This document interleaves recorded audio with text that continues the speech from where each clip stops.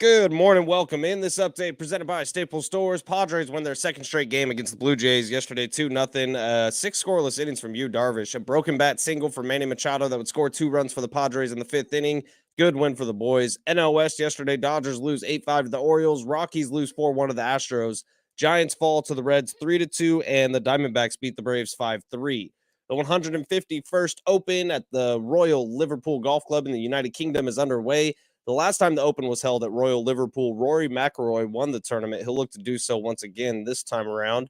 This Open Championship update brought to you by the Golf Mart, home of the 90-day satisfaction guarantee. Shop now at worldwidegolfshops.com. And over in the NFL, on a podcast earlier this week, Giants running back Saquon Barkley says that he may need to skip the season due to his frustration with his contract situation. Staples has great prices on everything you need for back to school. Right now, save up to 60% on select notebooks, markers, and more. At Staples, school savings are always in session. Offer ends July 29th. Prices may vary in-store and online. School on, save on at Staples.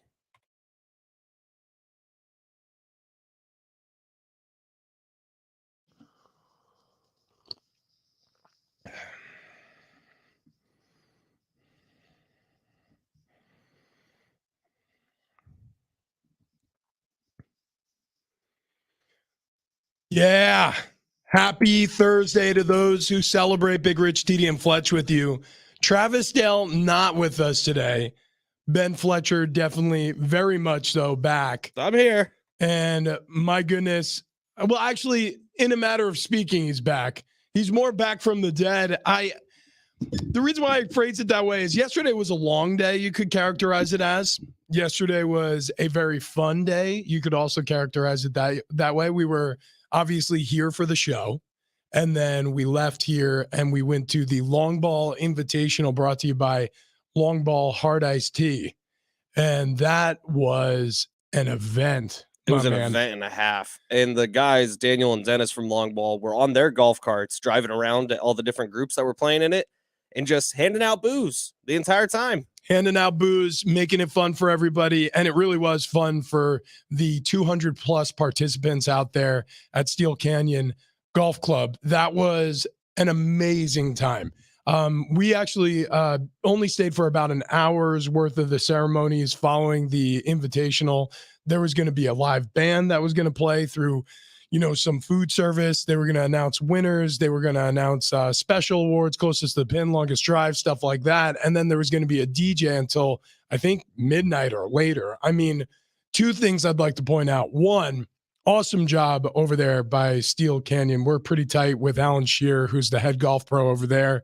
He's a really great guy. He's been on this station before, chatted with you a bunch when you had the golf show. Also, we had about as much fun as we possibly could jam into a single golf tournament. You could even argue we overdid it. I'd say we overdid it. That's fair to say. Yeah. Shirts were off early and often. There was some ladies handing out free vitamin B12 shots that they stuck us in the arm with a needle, and we just didn't ask questions. Could have been heroin. Oh, yeah. We didn't care. Might have been. That was a blast and a half. And Travis was out there for that. Our buddy Jim Sheen, salesman extraordinaire, was out there. Thank God he was, because none of us were playing all that great. Jim Sheen carried us, man. Jim shot well. We did not. They probably, I would say, as a group, they probably saved us. The guys who were on the car driving around who were taking like celebrity putts for us, because we finished the round 7 under. I'm sure the winner was that our actual final. I'm pretty sure. I'm pretty sure on Jim's card it was a 65. I like that. Yeah, not bad. But I will say this. I have zero idea if that's actually what happened, because I lost count of the holes we were on. There was a point where I thought we were done and we had 7 more holes left. Yeah, that happened a couple times. When we had 4 holes left, I was like, are you serious? I thought we just played it. We might have played a couple holes twice. It's possible. I honestly think we might have. But no, I think the winner was even below, like, really, really low. I don't even know if it was possible how low the winner was. Oh, yeah. Well, like I said, there were some gifts handed out throughout the course of the day. But the one gift I will say that is probably the most lasting is the massive hangover Ben has this morning. Yeah, I'm better now. Lucinda K has a hangover cure that she's done forever. And I got to be honest, it's working. What happens? She just said emergency, like the powder you put in water, mixed with Alka-Seltzer. emergency and Alka-Seltzer? Yeah, and she made me one this morning, and I got to be honest, it cured what ails me. Well, what's interesting about that is that emergency packet has a bunch of vitamins, and I've heard that zinc is really good for hangovers. I don't know. I don't get hungover, so Yeah, I've you're never. such a jerk. Okay, well, I mean, I can't name calling is. I can't help it. It is who I am. You know, I will say this, that the drinking and the sunshine and the sweating and the shirtlessness, it did nothing to help the voice. So that is still a struggle. I'll be honest, it sounds better today than it did yesterday on the course. Is that, oh, well, yeah, yesterday at different points, because, you know, it's loud, you're yelling, you know, it got worse and worse, actually, the longer we were out there. I'm fairly certain we were a little dehydrated at times. Fairly. And also we were out in the woods a lot. So I'm sure we were coming in contact with pollens and, you know, floral life that has been left unbothered by humans for a very long time until we were traipsing through the wood. There was actually one point where I hit my ball just off the tee box, and it was like a step down into all this dead brush, and I just dove in after it. We have video of it. That's when the shirt came off originally. You dove into the bush, and there was probably 9-10 rattlesnakes down there that you just braved. Went right by all of them, grabbed your ball, came back out, hit it again, didn't do better the second time. No. But I think there's 3 holes that we need to tell the story of. The very first hole we played, which was a really long par 5 that we used one-person shots on all of them and made birdie. Jim Sheen. Yeah, it was a pure birdie. It was a pure birdie. It was all him.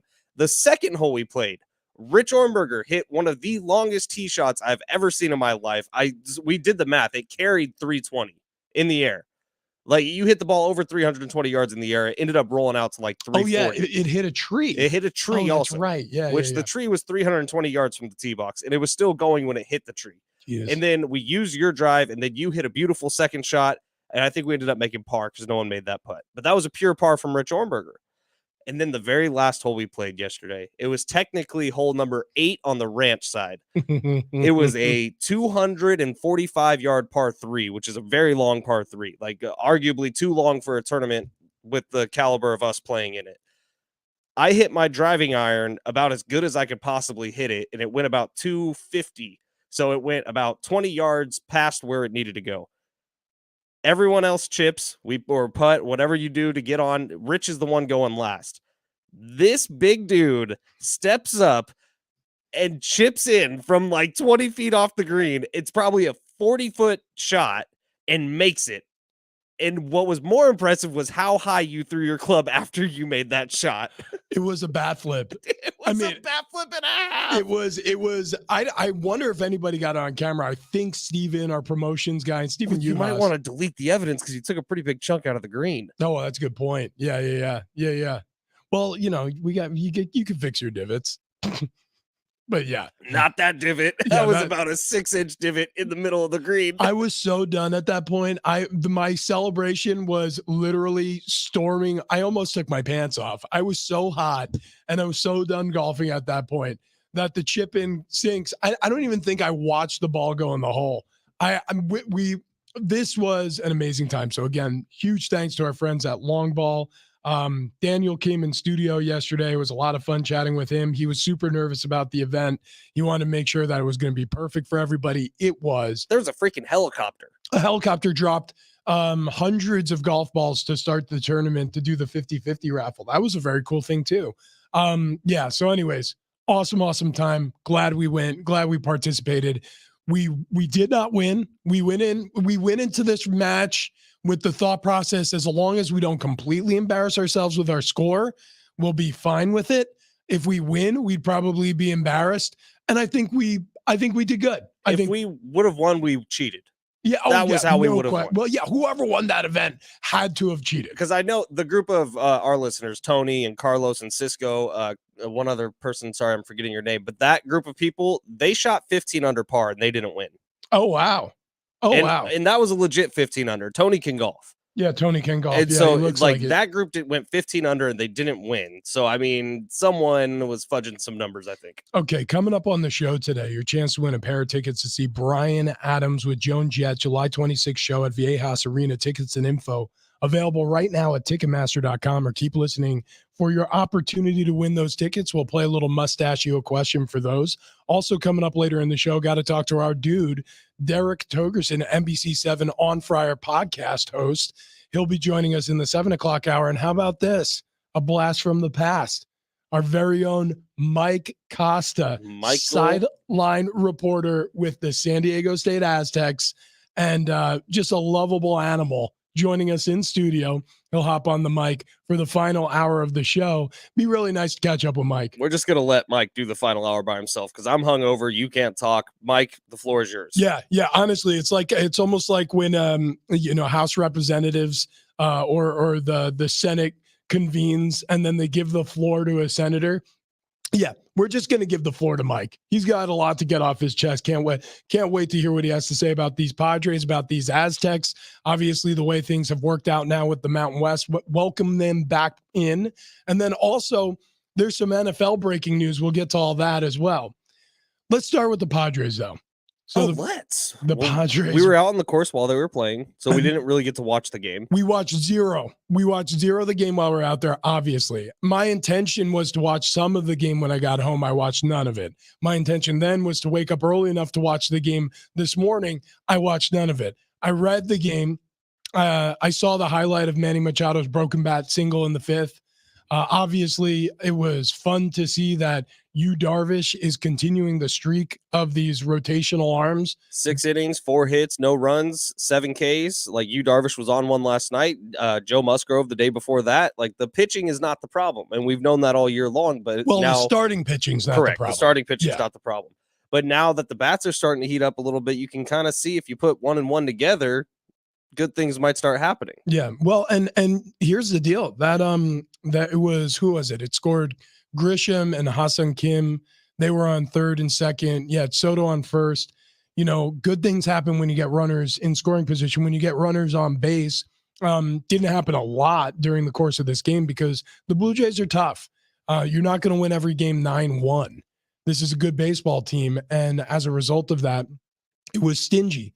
But the article right after the Philly series that Kevin Acee wrote, it highlighted the fact that the Padres in games where the margin of victory or loss was 2 runs or less, the Padres have lost 29 of those games, which is by far the worst in the major leagues. So what this says to me is, okay, they can win close ones.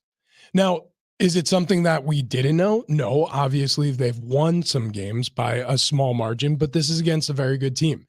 The question we have to arrive at, though, now is, have they proven anything so far today, to this date, to this time, that we didn't know about the Padres before yesterday's game? If they sweep the Blue Jays, does that prove anything to us? I'll tell you, the conversation we had with Kevin Acee yesterday kind of changed my mindset a little bit. I don't know if you were the same way, but just talking to him, you got the sense that the Padres aren't planning on folding on this season. Like, no matter what the fan base is saying, no matter what you or I have kind of thought, like, yes, it makes more sense logically, probably right now, to move Hader and Snell and try to get as much as you can back for those 2 guys, because maybe this isn't the year. And certainly so far, it hasn't looked like the year. And Ken Rosenthal put out in his article earlier this week that it would be organizational malpractice not to be sellers at the trade deadline. Yeah. Those are big words from a big reporter in Major League Baseball. Organizational malpractice, that is a big statement. But the fact that Kevin came on our show and he's like, yeah, most likely the Padres are going to be buying. They're going to be adding pieces. They're going to double down on this. Well, if it works, great. But if you're doubling down on this team, I think that changes things in the front office a little bit. I really do. Like, that was my biggest takeaway coming away from that interview with Kevin Acee yesterday, was if they're going to add pieces at the trade deadline and they're not going to move off of Hader and Snell, that means the rest of this season determines the fate of AJ Preller. In my opinion, if he's doubling down on this, that means you're making a bet on yourself that you're going to be able to make this team good enough to not only make it to the postseason, but make a little bit of a run here. And so far with this Padres team, I just haven't seen anything that tells me that that's something that they can do. Well, yeah. I agree with everything you just said. I think that AJ Preller, obviously, for all the reasons we know, is going to be held accountable here. There's nowhere else to turn. There's nowhere else to turn. You're on your 4th manager in your tenure. You've already torn down a roster to build it up with free agents and then tore that roster down and then built it back up to the point we're at again. So it's I mean, there's nothing more you can do if you don't win a championship now. Now, this team they got a sniff at a championship last season. It was a circuitous route they took, but still, they ended up in the NLCS. They got owned by the Phillies. Bryce Harper went off, Schwarber went off. I mean, that group, they had a great, great series. Credit to where credit's due. Philadelphia, they were the better team that series. But the reality is, ultimately, you're held accountable for results. And AJ Preller, the results have not been great since he's been the general manager, really last year withstanding. So let's hope, if you're a fan, that this is the case, that the Padres really do feel emphatically that they can and will reach the postseason. Because if they do redouble their efforts and they do somehow turn this thing around and they start winning games in mass, well, we could be talking about this in the postseason like, what were we worried about? Why were we so? I guess they really are smarter than us. Maybe it's luck. Maybe it's a combination. I don't know, but you hope that they have a plan. Here's the thing about the fan base, though, because it is important. The fan base doesn't trust this team. The fan base does not trust AJ Preller. And I had my dad, the way he would always describe trust is like it's a savings account. And when you think about trust in that way, it gets really simple. You got to put in more deposits than you have withdrawals. You got to be able to build up trust. There has to be enough trust built up so that if you have to make a withdrawal, big or small, you're covered. You know, that's relationships. That's when it comes to teams with their fan bases. I mean, frankly, that's business relationships like AJ Preller has with Peter Seidler. And right now, it sort of feels like from the fan base standpoint, there's been a lot of withdrawals from the Padres lately and not enough deposits. Dude, that puts it perfectly, because this fan base has been depositing so much into this organization, which they've had to, because in order for these signings and these long-term extensions to make sense, like, there needed to be some sort of base. Now, that part of it has worked for Peter Seidler. Petco Park has already set its record for how many sellouts in a year they can get to. They're going to smash the record, double it maybe even. And these tickets for the second half of the season, they've already been sold. The place is going to be full the rest of the way. But it needs to go both ways. And I think that's what you're saying. And that little analogy you just made works so perfectly, because the Padres need to do something to give back to this fan base who has showed out this year, who has filled up Petco Park, who has been buying the overpriced beers, who, by the way, accepted like a massive percentage increase on season ticket prices. Like, the guys and gals who've been going to these games forever, it's not as easy to go to them anymore. And people are stepping up for it. And that's the deposits you're talking about. And it sucks what we've seen so far. But if they truly are committed to this team and they truly are going to double down at the trade deadline, do you think that this fan base just double downs with them? Do you think the fan base goes all in too? Well, I think there'll be a boost. I think 100% there will be a boost. I think that the fans are sick and tired. Like, I'm sure the Padres players are too in the front office, and I'm sure the ownership is. But I think that only goes so far. Like you said, when you have a fan base who has now bought in and who has shown up and has supported, and they feel like it's been unrequited, it would be a great olive branch, but the most important thing is winning. So I guess it brings us back to this series against the Blue Jays. So they sweep. Well, all of a sudden, they lost 3, they won 4 on this road trip. And we talked about this road trip being 10 games and it being really important in terms of the lifespan of Blake Snell and Josh Hader as Padres, because the deadline's coming quick. So if they do sweep the Toronto Blue Jays, that means right now they have a winning record on this road trip, and they're going into Detroit, where potentially, I'm not saying they're going to sweep, but potentially they could have 6 or 7 wins when they come back home. I think today is going to be really important, man. Like, today with Blake Snell on the mound, especially after the comments after his last start with Bob Melvin, when he called Blake Snell, he was cooked. That's what he said. That's why he came out early in that game. Blake Snell on the mound today, knowing the situation that he's in, what must be going through his head, by the way, as the trade deadline approaches and his name is out there, not just from people in San Diego, but national reporters. Everywhere. I wonder how he steps up to the plate today and performs. Well, Blake Snell is one of those guys who I think has to get comfortable in a place before he can become who he is. And he's finally comfortable in San Diego. And probably doesn't want to leave. I would guarantee he doesn't. And I know that Ruben Niebla, he talks very highly of him. I know that, you look around the Padres team, it looks like he has fun in that clubhouse, or at And very least in the dugout. how about just other stuff, like outside of the actual baseball? His interviews with Don and Mudd are some of the highlights of this Padres season. Oh, no We were question talking about it. to a couple guys yesterday at the Long Ball Invitational saying that's been their favorite part of the Padres season so far is Blake Snell interacting with Don and Mudd. Yeah, he's great. He's great every single time he takes interviews with those guys, and it's in game.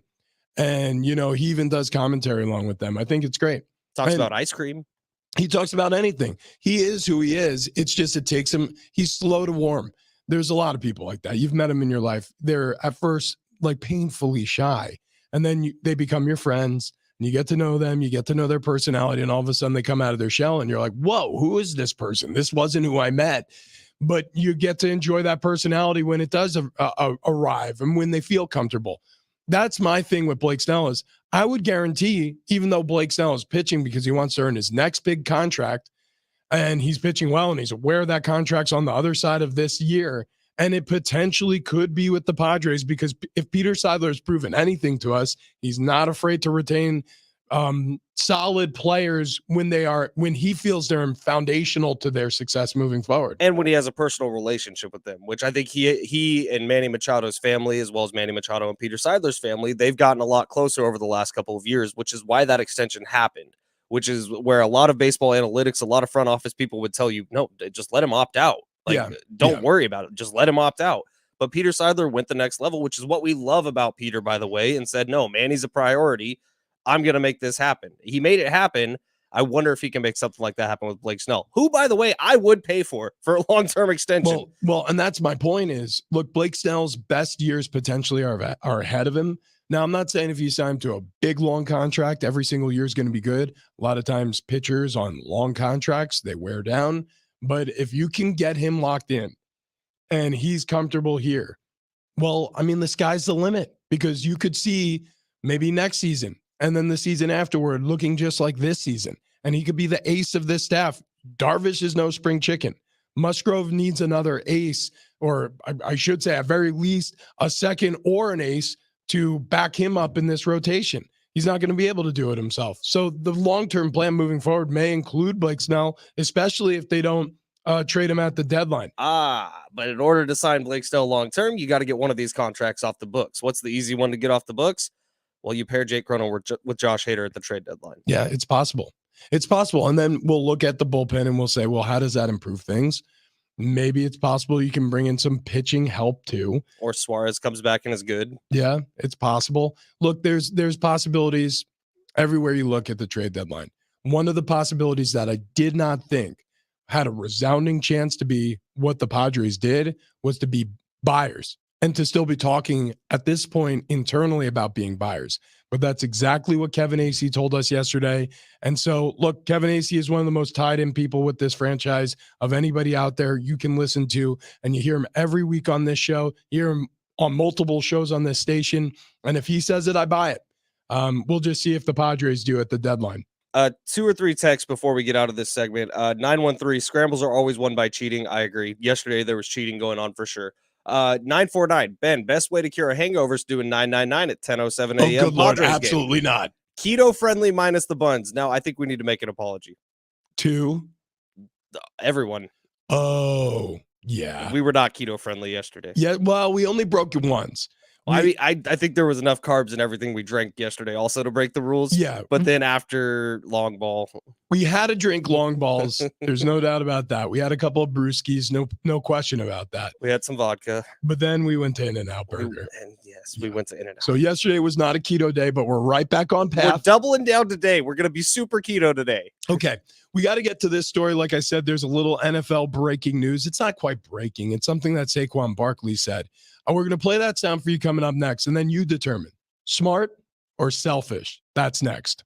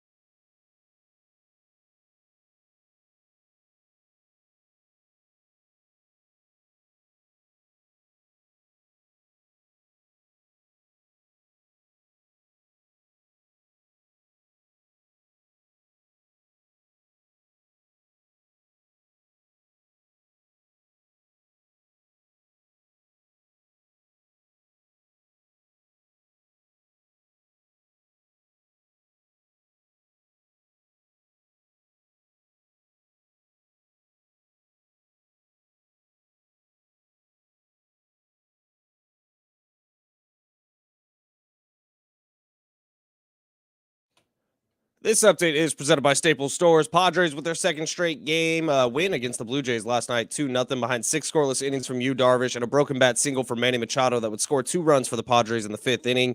NL West yesterday, Dodgers lose 8-5 to the Orioles, Rockies lose 4-1 to the Astros, Giants 3-2 to the Reds, and the D-backs are the only winning team in the NL West other than the Padres. They beat the Braves 5-3 yesterday. The 151st Open at Royal Liverpool Golf Club in the United Kingdom is underway. Last time the Open was held at Royal Liverpool, Rory McIlroy won the tournament. He looks to do so again this time around. This Open Championship update brought to you by the Golf Mart, home of the 90-day satisfaction guarantee. Shop now at worldwidegolfshops.com. And over in the NFL, on a podcast earlier this week, Giants running back Saquon Barkley had a lot to say. We're going to play that for you coming up next. Staples has great prices on everything you need for back to school. Now save up to 60% on select notebooks, markers, and more at Staples. School savings are always in session. Offer ends July 29th. Prices may vary in-store and online. School on, save on at Staples.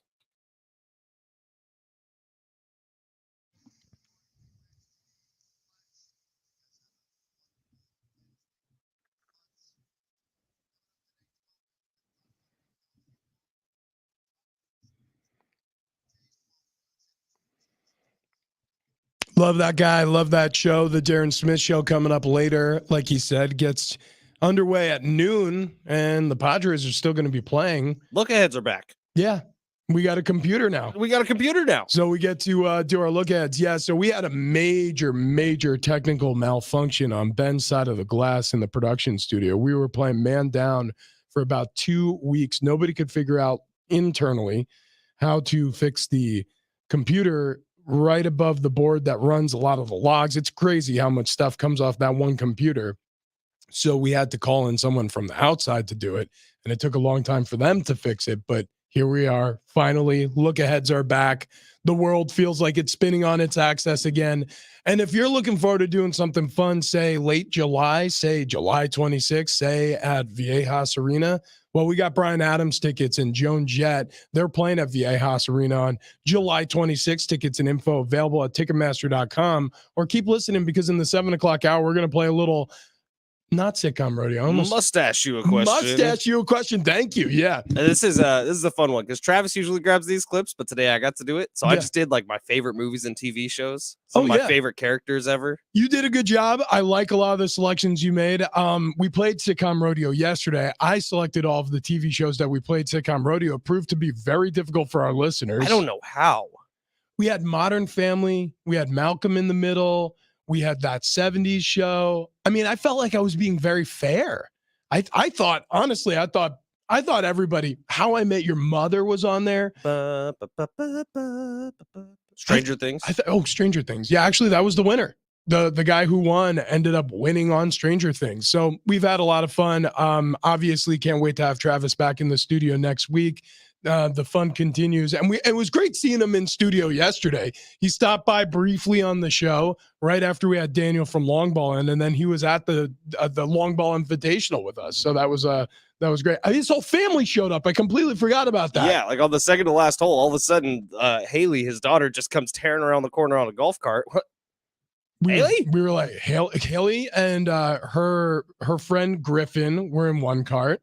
And then you had Caleb and Mom. You had Sarah Dale and Caleb in the other cart. It was pretty funny because at that point, the only words you could just describe Travis was hammered.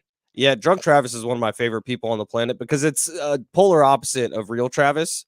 Like, every word is the F word, first of all. It's amazing. He cusses so much when he drinks. Oh, yeah. Yeah, like a sailor, like a longshoreman. Like he sounds like a long distance truck driver. He just lets loose. And I think he hates golf even more when he's drunk. Oh, there's no question. There were times during the last 2 holes, especially after his family arrived, where he realized, do I even need to hit? Yeah, his ride was there. So he realized, like, can I go? And then we were just like, no. Like, you're not using any of my shots anyways. Do I even need to be here? I think we ended up actually using one of his shots right after he said that too. Yeah, it was like the first few holes was pretty much all Jim Sheen. We all contributed though. Oh yeah, kind of. Anyways, sort of. It was a blast. Also coming up, the social media phenomenon that occurred last week. We have an update there. We'll explain what that means in a little bit. But first, let's play the Saquon Barkley sound. So he was on a podcast. I believe it was I Am Athlete. He sat down with those guys, or was this the? It's money business something. Oh, okay. I'll find the exact name. Yeah, we'll give them their credit because it was a good interview, and he sat down and he had a lengthy chat and he explained his case. But this is the commentary that made headlines today. Here's Saquon Barkley. I can say fuck you to the Giants. I can say fuck you to my teammates and be like, you want me to show you my worth? You want to show you how valuable I am to the team? I won't show up. I won't play it down. And that's a play I can use. Anybody knows me, knows that's not something I want to do. Yeah, so Saquon Barkley obviously discussing that if he is not given a long-term extension by the Padres, by the Giants, then he is going to potentially hold out. And that is his leverage. His leverage is F you. It's F you pay me. It is one of those circumstances where in football, they haven't fixed this. You have a franchise tag and players are often upset with the implications of that they're going to be paid well under what they feel that the market should suggest they should be paid. And as a result of that, certain guys hold out. So that was from the Money Matters pod. Money Matters with a Z. Money Matters pod. He was on there on Monday, actually, but that clip kind of got buried. And then Dove Cleveland found it yesterday and put it out. Yeah. I'll tell you where Saquon might be wrong. And I am like you. I'm on the side of the players in terms of get your bag while you can, get your money. I know a lot of people are like, well, people are complaining about a $10 million deal. It's all relative, right? So Saquon's pissed because if he's making 10 million, well, the guy right in front of him is making 15. Okay. So it's all relative. We don't really have a firm understanding of it. I'll tell you where this is dangerous for Saquon. And it happened in 2016 or 2017 when Le'Veon Bell first held out with the Pittsburgh Steelers. Le'Veon Bell thought that he was impossible to replace. So he held out, saying, I've been one of the best running backs in the league over the last couple of years. You guys aren't giving me a long-term deal. I'm not going to play. Figure it out. James Conner came out and had a great season. As an undrafted rookie free agent, he came out and had an excellent season for the Steelers. And I think that's where it started to shift for the running backs. I saw a whole video on TikTok yesterday about this.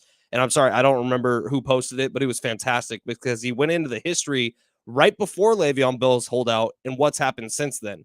And that's where everything started to tumble for running backs because James Conner was able to come out and do exactly what Le'Veon Bell was doing the year before. Their numbers were almost identical. So James Conner having that success showed NFL teams, well, maybe it's not all about the running back. Maybe it's more about your offensive line. And Pittsburgh at the time had a stellar offensive line. And James Conner was just able to run through everything. And he was fast enough to do it. And so I think that's where Saquon Barkley's danger lies because he's not only saying F you to the Giants, F you to his teammates, he would be saying F you, replace me. And he's saying that I'm irreplaceable, so you have to pay me. Well, the Giants could easily say, no, you're replaceable. We'll show you how. Well, and it's been proved before. It's been proved before. There are a lot of teams where people feel like, well, geez, that's interesting. Moving on from that running back. I was just watching this with the Indianapolis Colts. They had Marshall Faulk. And then they traded him.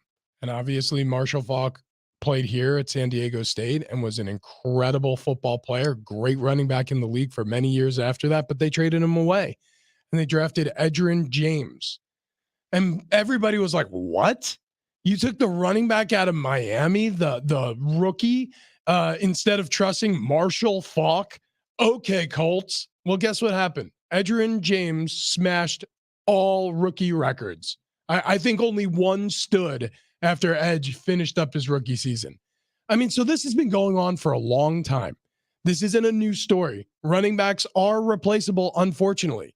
So this is a little bit of a put your money where your mouth is situation for the entirety of the position group.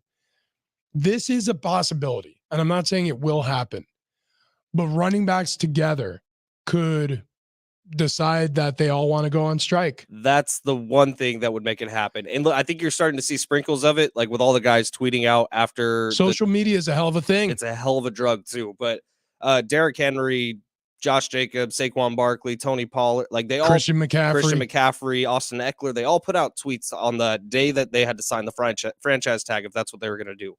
And two of them didn't. Tony Pollard did. They all put out tweets saying that how horrible the running back position has gotten in terms of money. And they weren't telling lies, but it's also not on the NFL teams to pay them.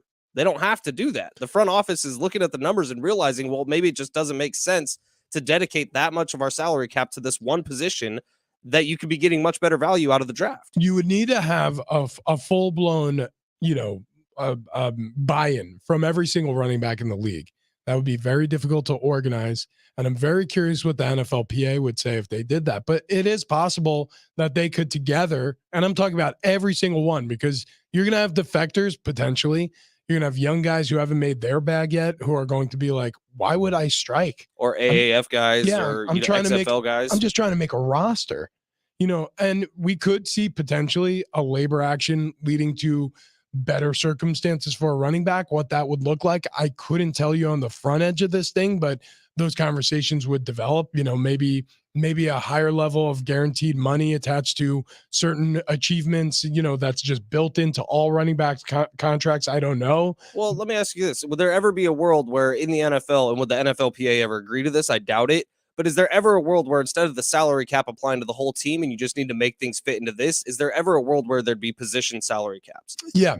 Yeah, I could see at some point that being the case, Which is essentially what the franchise tag is, but I'm talking for long-term deals also. Well, here's the deal. Like, I think you could also suggest that maybe running backs don't count towards the cap. Some people had suggested for years that quarterbacks shouldn't count towards the cap. Like it should almost be like baseball. Just spend whatever you want on your quarterback. It's a bidding war. Whoever has the most money gets the quarterback, which there's a lot of owners that push back on that because Stan Kroenke can do that, but can Dean Spanos? Can Mark Davis? The answer is no. So in order to compete, the hard salary cap in the NFL has really helped lead to more equal opportunity for all these teams to be good at different times. It just depends on who your quarterback is, how early in his career he's at, how controllable his contract is, how much money he's earning, how big of a piece of a percentage of your salary cap that is. And if you have a good enough head coach to assemble and front office to assemble a roster that can help carry that quarterback to the postseason and potentially beyond.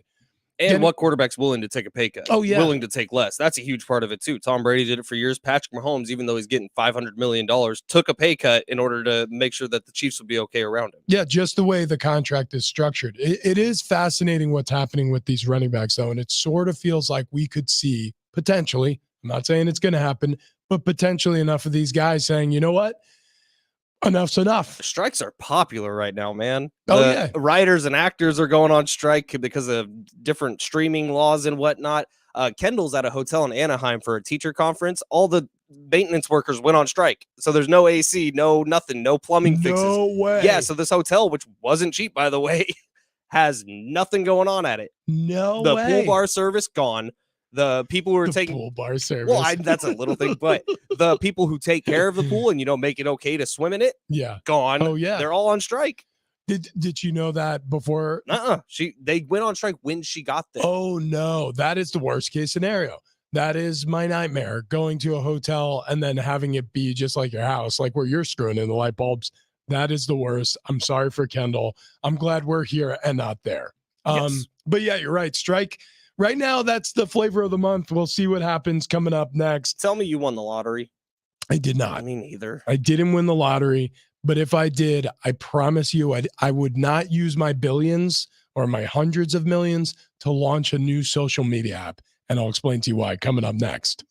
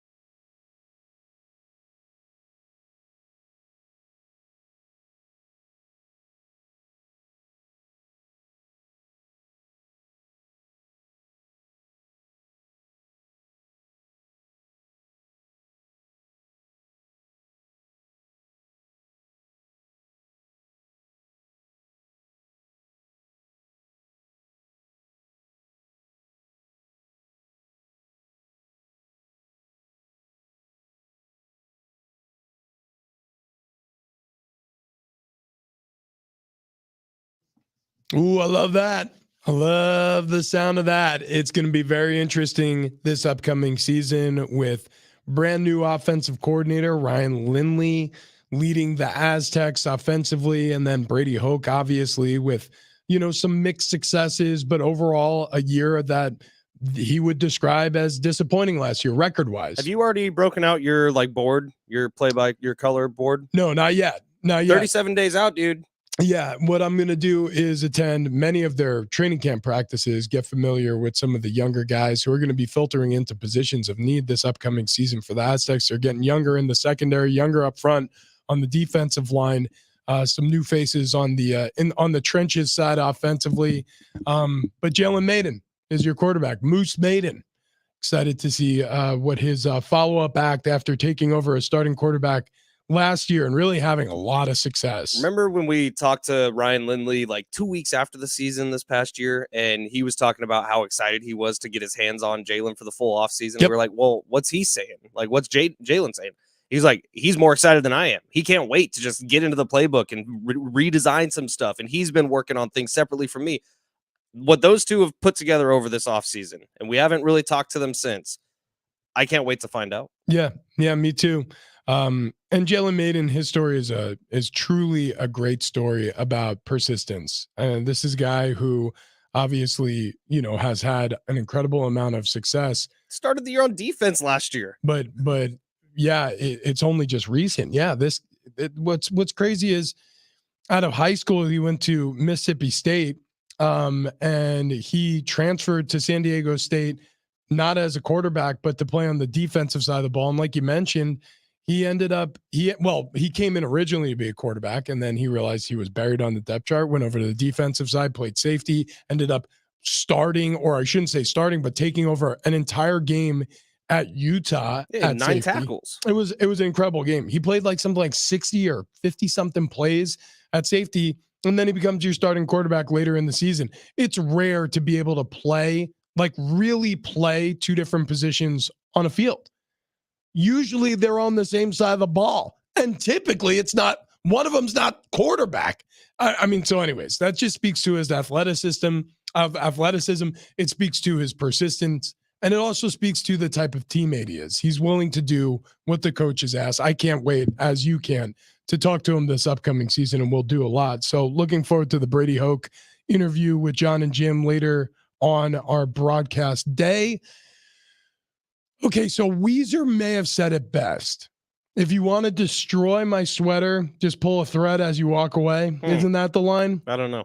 Okay, Mark, the reason why I bring up Weezer is because maybe it was a premonition as to what Mark Zuckerberg's new app was going to experience. Oh, I forgot all about that. So Threads is a real thing that people were flocking to to the tune of hundreds of millions of subscribers. They've lost something like half of their subscribers or their daily app users over the course of 7 days. Have you been threading? I threaded last week, and then I lost the scent. Yeah, I forgot all about it. I don't even think I made an account. So does that make me one of the cool people? I don't know. I honestly don't know which side is cool.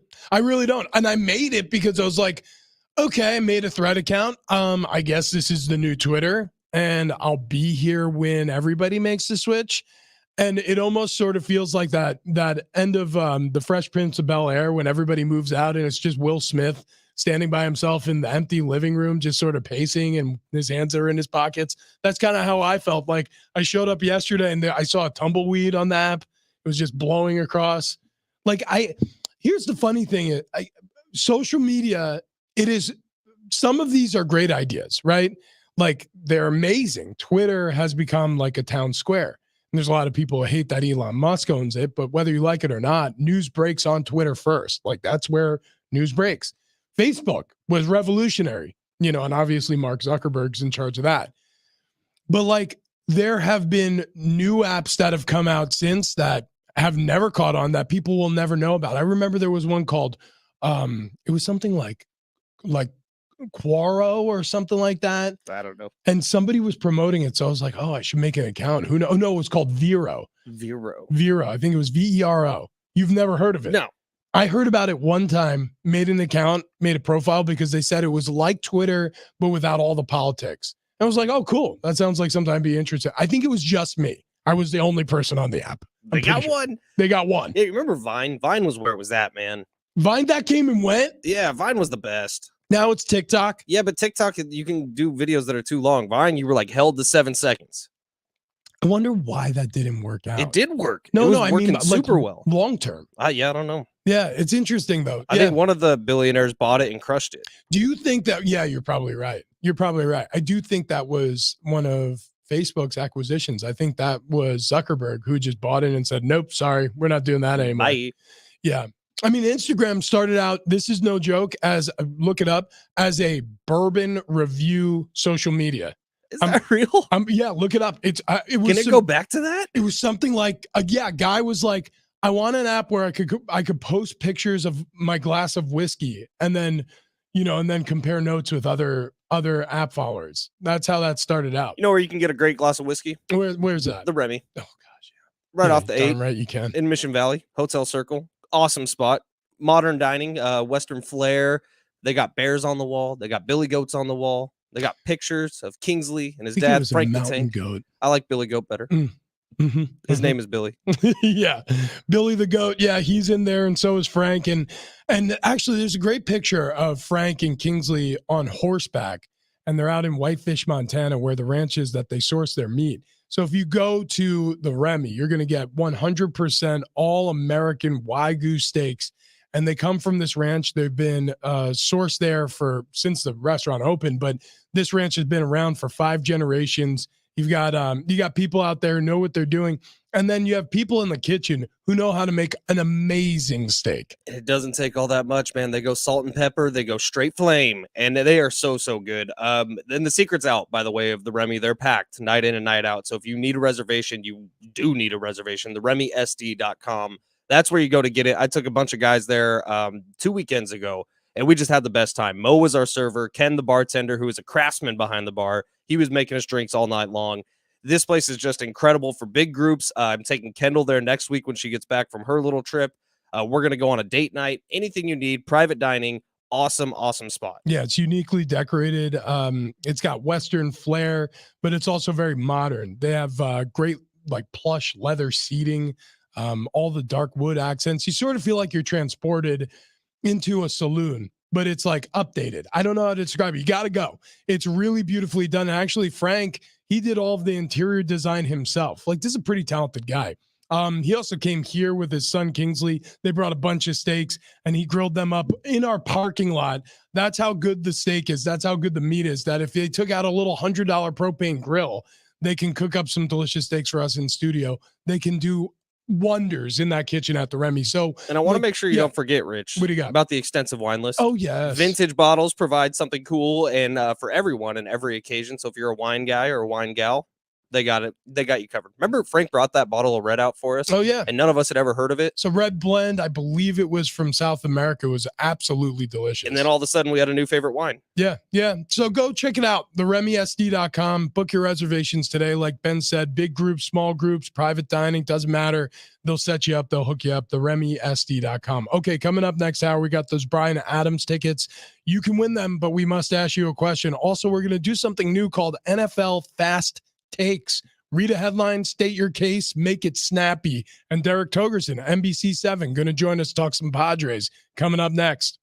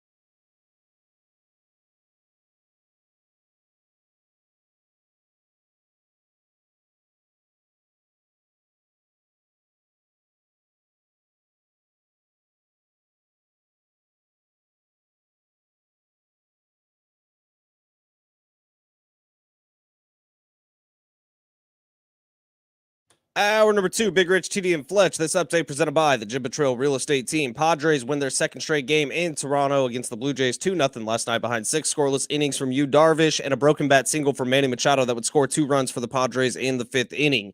NL West yesterday, most of them are losers. Dodgers lose 8-5 to the Orioles. Rockies lose 4-1 to the Astros. Giants lose 3-2 to the Reds. And the Diamondbacks, the sole winner outside of the Padres in the NL West, they beat the Braves 5-3. The 151st Open at the Royal Liverpool Golf Club in the United Kingdom is underway. Last time the Open was held at the Royal Liverpool, Rory McIlroy was the one who won the tournament. He's looking to do so again. He's going to have to get through Tommy Fleetwood, who had a hell of a first round, 5 under par. He's currently in the lead. Stuart Sink behind him. Wyndham Clark back there at 3 under as well. Jordan Spieth making his way up the leaderboard, 2 under par after his round this morning. This Open Championship brought to you by the Golf Mart, home of the 90-day satisfaction guarantee. Shop now at worldwidegolfshops.com. Would you like to know what your home would sell for today? Get a simple text message with your home's value by texting your address to 855-600-6000. You'll get no phone call, just a text. Jim Betrell has the buyers. Simply text your address to 855-600-6000.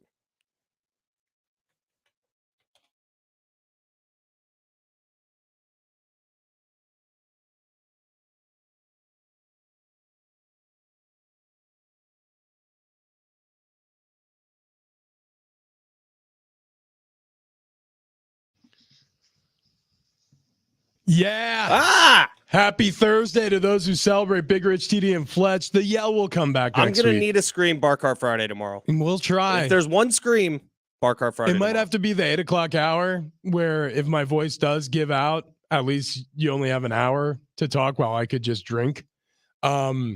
Yeah, look, it's a work in progress. It's getting stronger throughout the day today, though. That's a good sign. It was almost completely gone by the end of the round of golf yesterday at the Long Ball Invitational. Dennis and Daniel are awake and texting us. We just got the video sent to Ben's phone of the final shot of our match. The aftermath of the final shot, where I sunk a chip from about 40 feet away, and it was just dunked it in there, and that was how the match ended. I took my shoes off. I threw my shirt. Travis was rolling around on the green. We were celebrating being finished after the sun beat us down for 18 holes of golf and 6 hours of play. It was an incredible tournament, though. They did a really nice job. We're very excited to be partners with Long Ball. We're also excited for tomorrow, Bar Car Friday, going to be brought to you by Keg and Bottle, 10 locations throughout San Diego. So if you need any beer, wine, liquor for the upcoming weekend, maybe a little long ball. A lot long ball. Maybe a lot of hard iced tea. We had a lot of long ball yesterday. We're both still standing, and we had a great day. We had a really great day. So you should too. Get out to Keg and Bottle. They're going to be in studio tomorrow. They're going to bring along another delicious spirit for us to sample. I'm excited for that.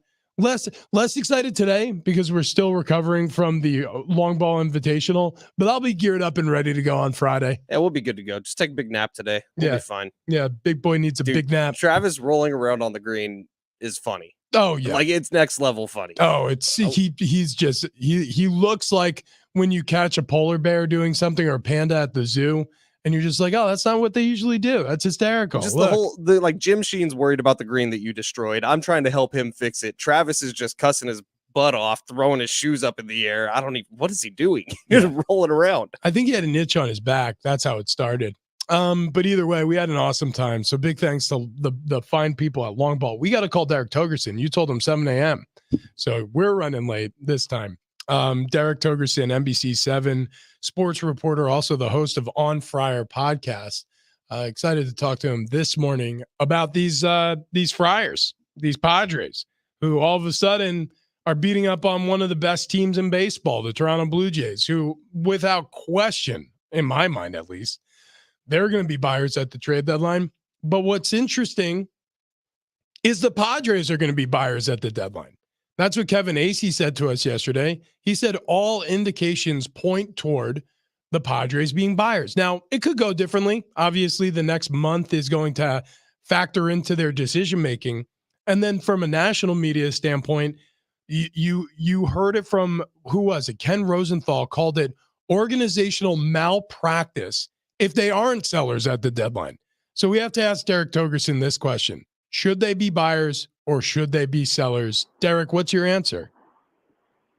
Oh, should they be buyers or should they be sellers? And we cannot answer that question yet, Rich, because we don't know how far off they're going to be. Because remember, the trade deadline, and we still got 2 weeks, right? So we don't know. We got 11 days. 11 days until the trade deadline, and that's a lot of baseball that can happen. So if they are sitting, as they are right now, 6.5 games out of the last wild card spot with 3 teams in front of them. I know, by the way, one of those teams is Philadelphia that you dropped 3 out of 4 to inexplicably. Then you got to really start thinking about selling. If they are down to 3 games out and they're showing signs of life, add another starting pitcher, add a bullpen piece, go after it. Because here's the thing. Where the Padres are in a very weird spot is what they should do is very likely not going to line up with what Peter Seidler's ethos is, which is go get it.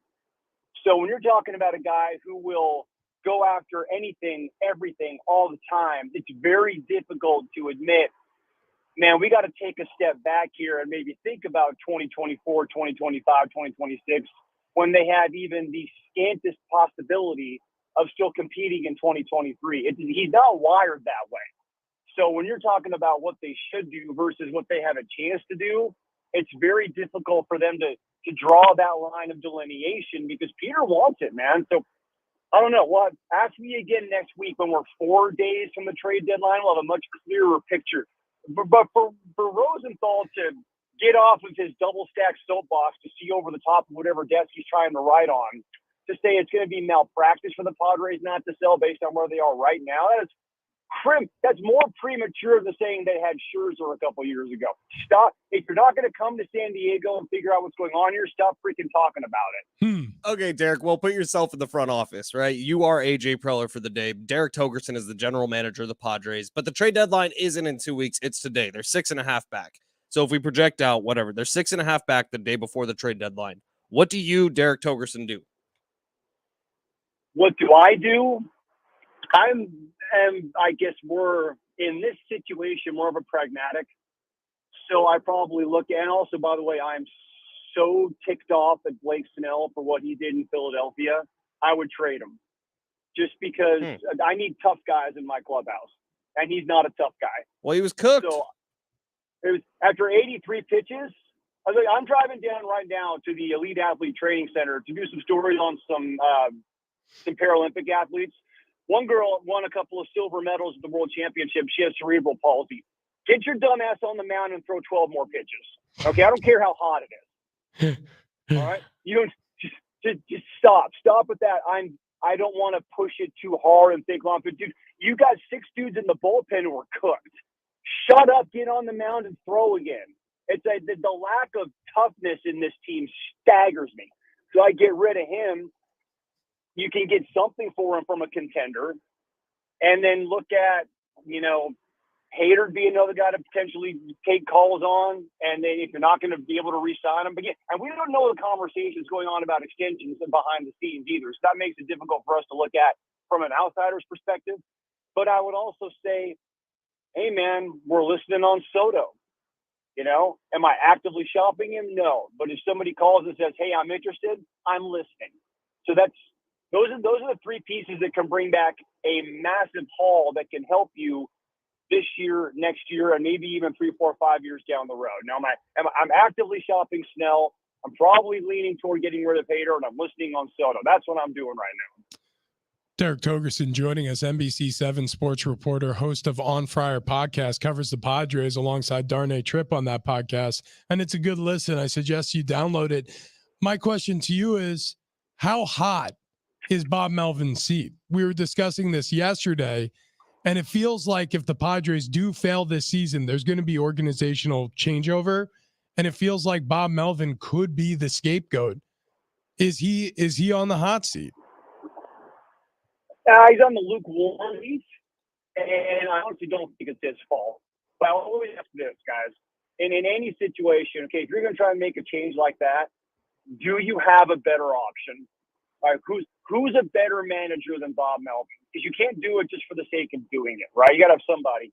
And the only guy I can land on is Mike Schultz, because he's already in the system. He's there. He's ready to go. He's on the coaching staff. He's a guy who I think 3 out of 5 years was a finalist for National League Manager of the Year with the Cardinals. And he always got everything out of his guys, which, by the way, is exactly what we always said about Bob Melvin when he was with the Oakland A's. Got everything out of his guys. I don't think it's Bob Melvin's fault. I think it's a chemistry issue that was created by A.J. Preller in the roster construction. But you're right. Sometimes somebody has to put their head in the guillotine, and very likely that person is going to be the manager. So do I think he deserves to be fired? Not by a long shot. Is it a legitimate possibility that he will? Unfortunately, that is creeping toward reality. So if they don't make the playoffs, then they're going to have to take a hard look at it because, so again, it's one of those, even just to show it to the fan base, something different has to happen. And I know Bomel takes a bunch of heat for really the only thing I see is his bullpen usage. Well, what else does he have? These are the guys he has, right? If they're going to handle the starters' workload the way they're handling it, they're going to have to go to the guys they have.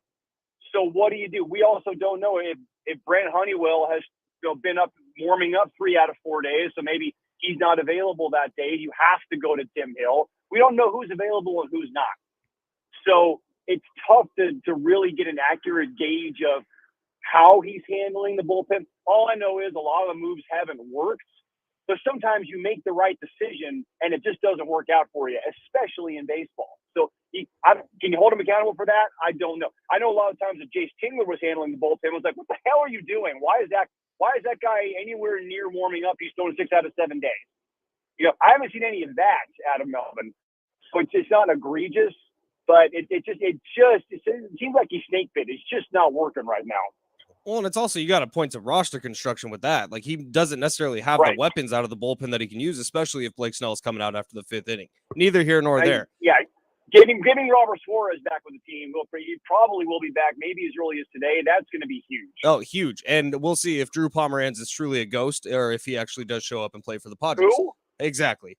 Derek, so let's go hypothetical here. Say they finish the sweep of the Blue Jays today and are able to go out and have a good series against the Tigers. This turns into a really good road trip for them, even with the 3 losses in Philadelphia.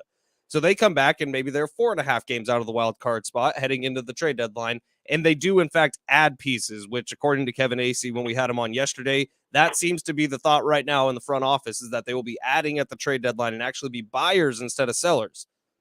What positions are of need? Oh, well, you need length in the starting rotation and some middle to late bullpen relief. Those are the two biggest glaring needs. Because here's the thing about the Padres rotation, man. It is good. Like, you go into the playoffs and you've got those top 3-4 guys there. It's really, really good. Not even considering if Michael Walker gets healthy or not. Like, they've got some fantastic pitchers. They just don't have enough of them. If you've got to try and go after, Ryan Weathers to fill your gap because that's not, you don't have Michael Wacha, you probably are in pretty bad shape. So they need to add another arm there. Get a little more length in that rotation. And then we've seen what's happened with the bullpen. You need like a 6th, 7th inning kind of guy. Just somebody for probably a lefty because Morihone can't stay healthy. It hasn't worked. Tim Hill is so erratic. You can't rely on him in big situations. Find a lefty bullpen arm that can give you an inning, maybe 5 outs somewhere in the middle there, and get yourself another quality starting pitcher. I go back to, I've been saying it on the On Fire podcast for God knows how long. Lucas Giolito is a guy who was going to be a free agent. The White Sox have been a huge, bigger disaster probably than the Mets. If you look at the grand scheme of things and the way they were building and how it hasn't worked, they're going to be getting rid of him. You could probably get him for a song. Go out and get a guy like that who's going to give you a chance to win a game every time he takes the mound by giving you 5, 6, 7 innings. You don't need a superstar. You need a reliable guy to get you through, win enough games down the stretch to get you into the tournament. Those are the guys that they're looking for, and those are the guys they really need right now. And then maybe Juan Soto was allergic to leather. Like, why that guy is still playing the outfield, I have absolutely no idea. Just DH him, get rid of whoever else you need to get rid of who's been DHing. They'll put Matt Carpenter in left field. He cannot possibly be worse than Juan Soto in left field. Find yourself a guy who can be a defensive type of outfielder for late inning situations and give you just maybe a little bit more right-handed pop in the outfield. That's a bonus. You don't need that. It'd be nice to have. Get yourself some arms. Derek, we appreciate the time as always, my brother. That was awesome. We'll do it again real soon. Yeah, I'm glad I could come on because, Rich, you sound like Axl Rose has been gargling with sand. Yeah, Like, that's accurate. Yeah. Maybe a little broken glass in the sand. Yeah, I don't know what I knew it was bad when the phone starts going off yesterday, and it's Fletch, and he's like FaceTiming me. I'm going, oh God, how many has he had? A lot. Because FaceTime wasn't is typically not the initial communication source. Fletch, so that was Fletch is aggressive with the FaceTime. He gets aggressive with the. Well, I also FaceTimed John Schaefer. He didn't answer me either. The two guests we have lined up for today, they both just wanted me to text him. I thought you guys liked me. I was at the gym. I'm like, there's no chance I'm FaceTiming from here. Well, Rich and I were on the golf course, otherwise known as the man's gym. That's right. That's right. We're lifting weights. Marco. Yeah. All right, DT. We'll do it again real soon, brother. See you guys. There he goes. Derek Togerson, NBC7. Yeah, the voice, it's not great. It's a long gravel road, but it's come a long way since the beginning of the week. I'm grateful for what we have, because when we left the golf course yesterday, or actually when we left In and Out yesterday, you weren't talking. Yeah. Oh, I couldn't speak. Yeah, I barely could talk. And yesterday, actually, Ann was like, what are you going to do tomorrow? I'm like, the show must go on. I have no idea. And I was literally going, the show must go on. I have no idea. But anyways, it's back. I've been drinking some sort of elixir that John Fink, who's the giant in our Kogo newsroom. Yeah, you're about to go on a trip, my guy. If I do start tripping, I'm going home. There is I may need you to drive me. We may have to cancel the show if that happens. So hopefully it didn't dose me. Do you want to do something new? Do you want to do something fun? Do you want to do something that we're going to call NFL Fast Takes? Because I do. So NFL Fast Takes is something that we discussed and we were thinking of this morning. We're going to read a headline. We're going to state our case and we're going to make it quick. That's the rules. Are you ready to play? Okay. Hit me with the first headline, Ben. Saquon Barkley says his leverage is FU. He's 100% right. Saquon Barkley's leverage is FU. It's not comfy. It's not a great spot for anybody to be in contract negotiations, but it's all he's got. If he wants a long-term extension from the Giants, and I'm sure he's a little pissed that Daniel Jones got his long-term extension and he didn't, the best thing you could do is show your worth by not showing up. Now, if they find someone to replace his production, that's what you risk, like you pointed out with the Le'Veon Bell case. But that's the best leverage he has right now. You just took mine, which is fine. But it's okay to say FU, but it's a dangerous spot to be in. And if they do come in and replace you, you kind of look stupid, and the Giants don't need you anymore, and you end up having to walk. Good luck finding someone else. Travis Kelce's 99 ranking in Madden is his fourth. That's the most ever by a tight end. Incorrect, Mundo. He's not a tight end. He's a slot receiver. Heyo. Travis Kelce, to me, is oversized and slow. He's a big slot receiver. He doesn't block anybody. I mean, look, tight ends are Rob Gronkowski. Tight ends are George Kittle. George Kittle. Yeah, thank you. That was the name I was reaching for. Antonio Gates. Antonio Gates was a slot receiver. Look, there are certain tight ends who are tight ends, and there are certain tight ends who are receivers. I do not characterize Travis Kelce as a tight end. He's been over 1,000 yards in like his last 6 seasons. That is a wide receiver. In fact, in fantasy football over the next few years, they should change him from tight end to wide receiver. You're 100% right. Chargers melted down in the playoffs last year, bounced back for the Bolts this season. Okay. Look, I don't know what's wrong with the Chargers, but there is something going wrong with Brandon Staley and his decision-making in big games. Okay, so maybe this is the year where he figures it out. Maybe it all comes together for him. And a lot of great coaches struggle with this. Andy Reid still struggles with timeout usage and clock management. He's not very good at it. So, I mean, can Justin Herbert, basically the question we're asking is, can Justin Herbert cover up his flaws as a head coach? And the answer to that question is, I don't think he can. Stop me if you've heard this before. The Chargers have a roster good enough to win a Super Bowl. Of course. They're not going to make the playoffs. There you go. Wow. Oh, you're going to say they're missing the playoffs? They're missing the playoffs. Wow. Defensive tackle Kenny Clark says the Packers are 100% being disrespected by the media because of Aaron Rodgers' departure. How are they being disrespected? Here's my take on the Packers. Go out there and prove it. You've done it with the same guy for 20 years. You're in the same spot the Patriots were. Okay, they had a 7-win season with Cam, and then they had a double-digit winning season with Mac Jones his rookie year. Then they made a bizarre decision at offensive coordinator, and so they were back to a losing record. Okay? It's not easy when one of the greatest quarterbacks of all time leaves your program.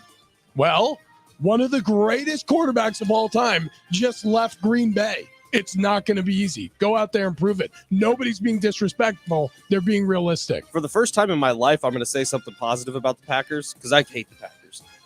I think Jordan Love's going to have a good year.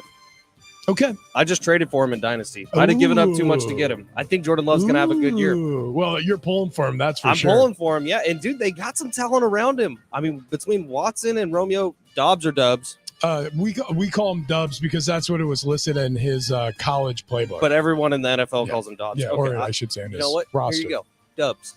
Romeo Dubs. I think that's a young core that Jordan Love can grow with, and they actually watch out for the Packers, man. Okay, 844-570-1360. That was fun. NFL Fast Takes. We might bring that back. 4 minutes. That was That's all we easy. need.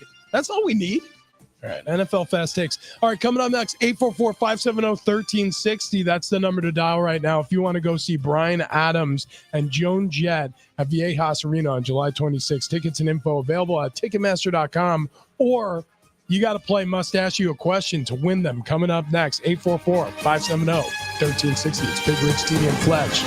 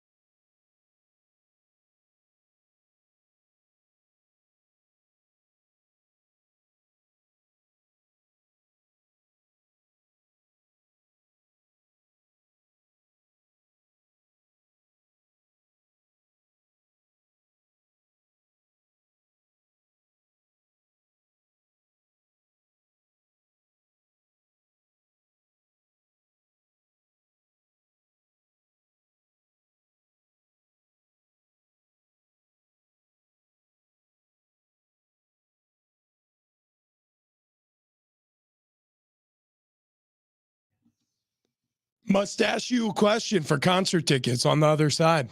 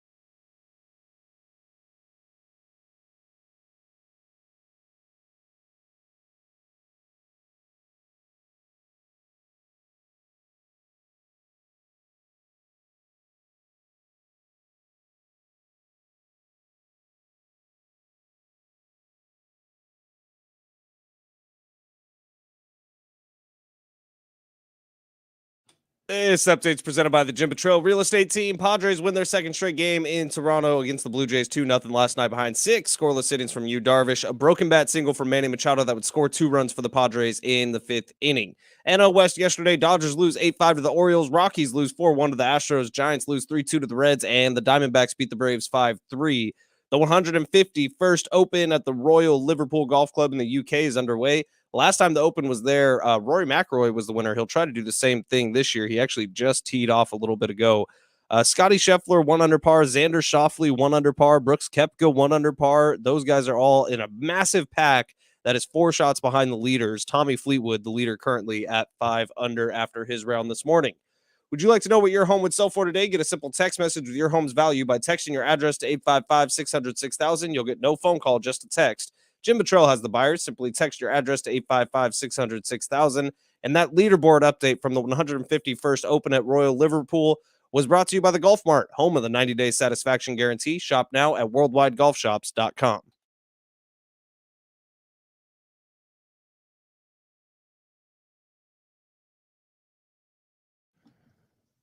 So still to come on the radio program, a blast from the past. Mike Costa going to be joining us in studio for the 8 o'clock hour. Also, John Schaefer is going to be joining us from Vegas. Excited to talk to him, see what kind of trouble he's gotten into.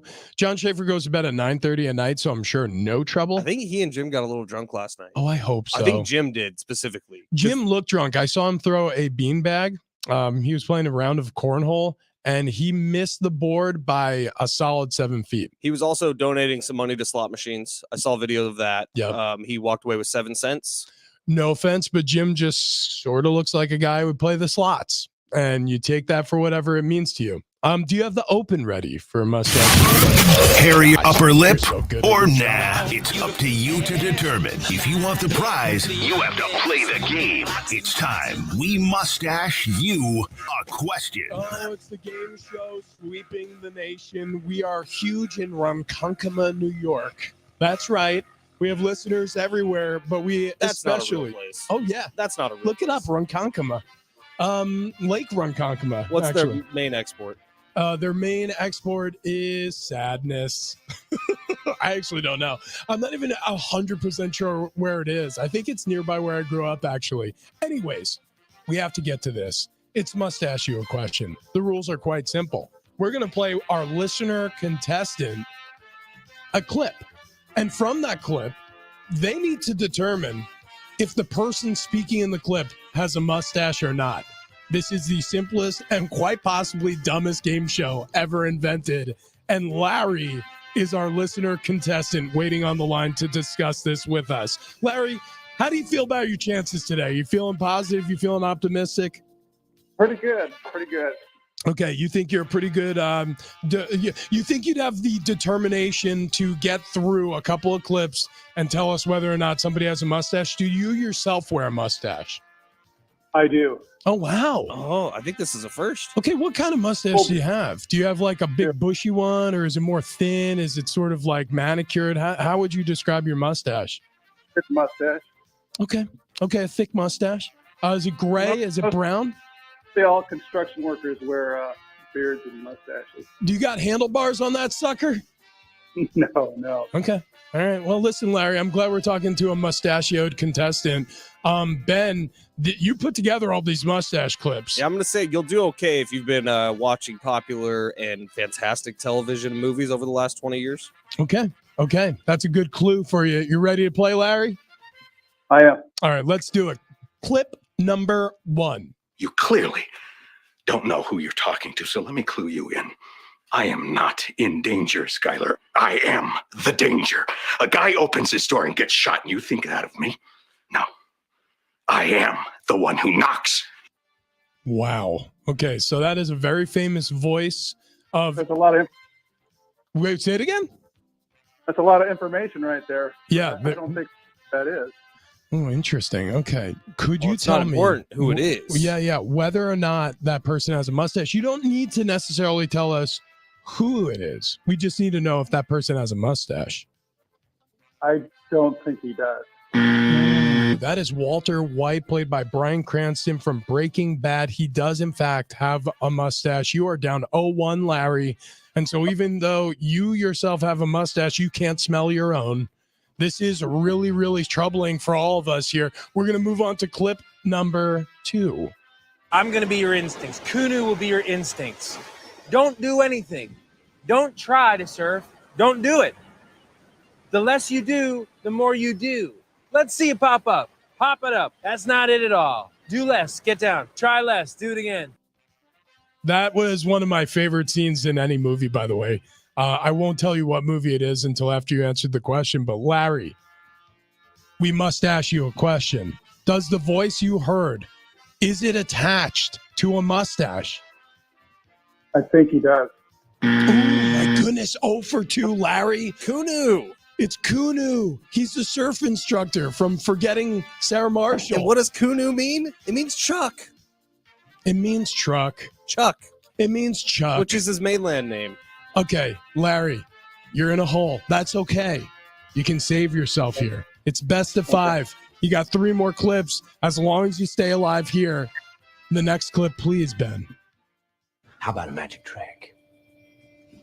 I'm going to make this pencil disappear. Ta-da! It's gone. Oh, and by the way, the suit, it wasn't cheap. You ought to know, you bought it. Maybe one of the best performances in film history, and I'm not even exaggerating, Larry, though. It all comes down to this potentially. We must ask you a question. Does that voice have a mustache? Definitely not. Woo! Buddy, you're treading on thin ice, but that is your first correct answer. So it's 1 and 2 right now. The game show continues. Well done. Well done. Ben, if you will, clip number 4. People keep asking if I'm back, and I haven't really had an answer. But now, yeah, I'm thinking I'm back. Okay. So, by the way, the last clip you played was the Joker, and that was played by Heath Ledger. No mustache there, so correct answer. You need another correct answer here to stay alive, Larry. That voice you just heard, does it have a mustache or not? It does. That is John Wick. That is John Wick. You are alive, Keanu Reeves. This is incredible, Larry. I am pumped. I am pulling for you. You've come all the way back to this. We have one more clip for you to play for you. And it comes down all the marbles. Otherwise, we got to go to the phones and just give the tickets away. By the way, do you like Bryan Adams? Oh, my wife does. Okay.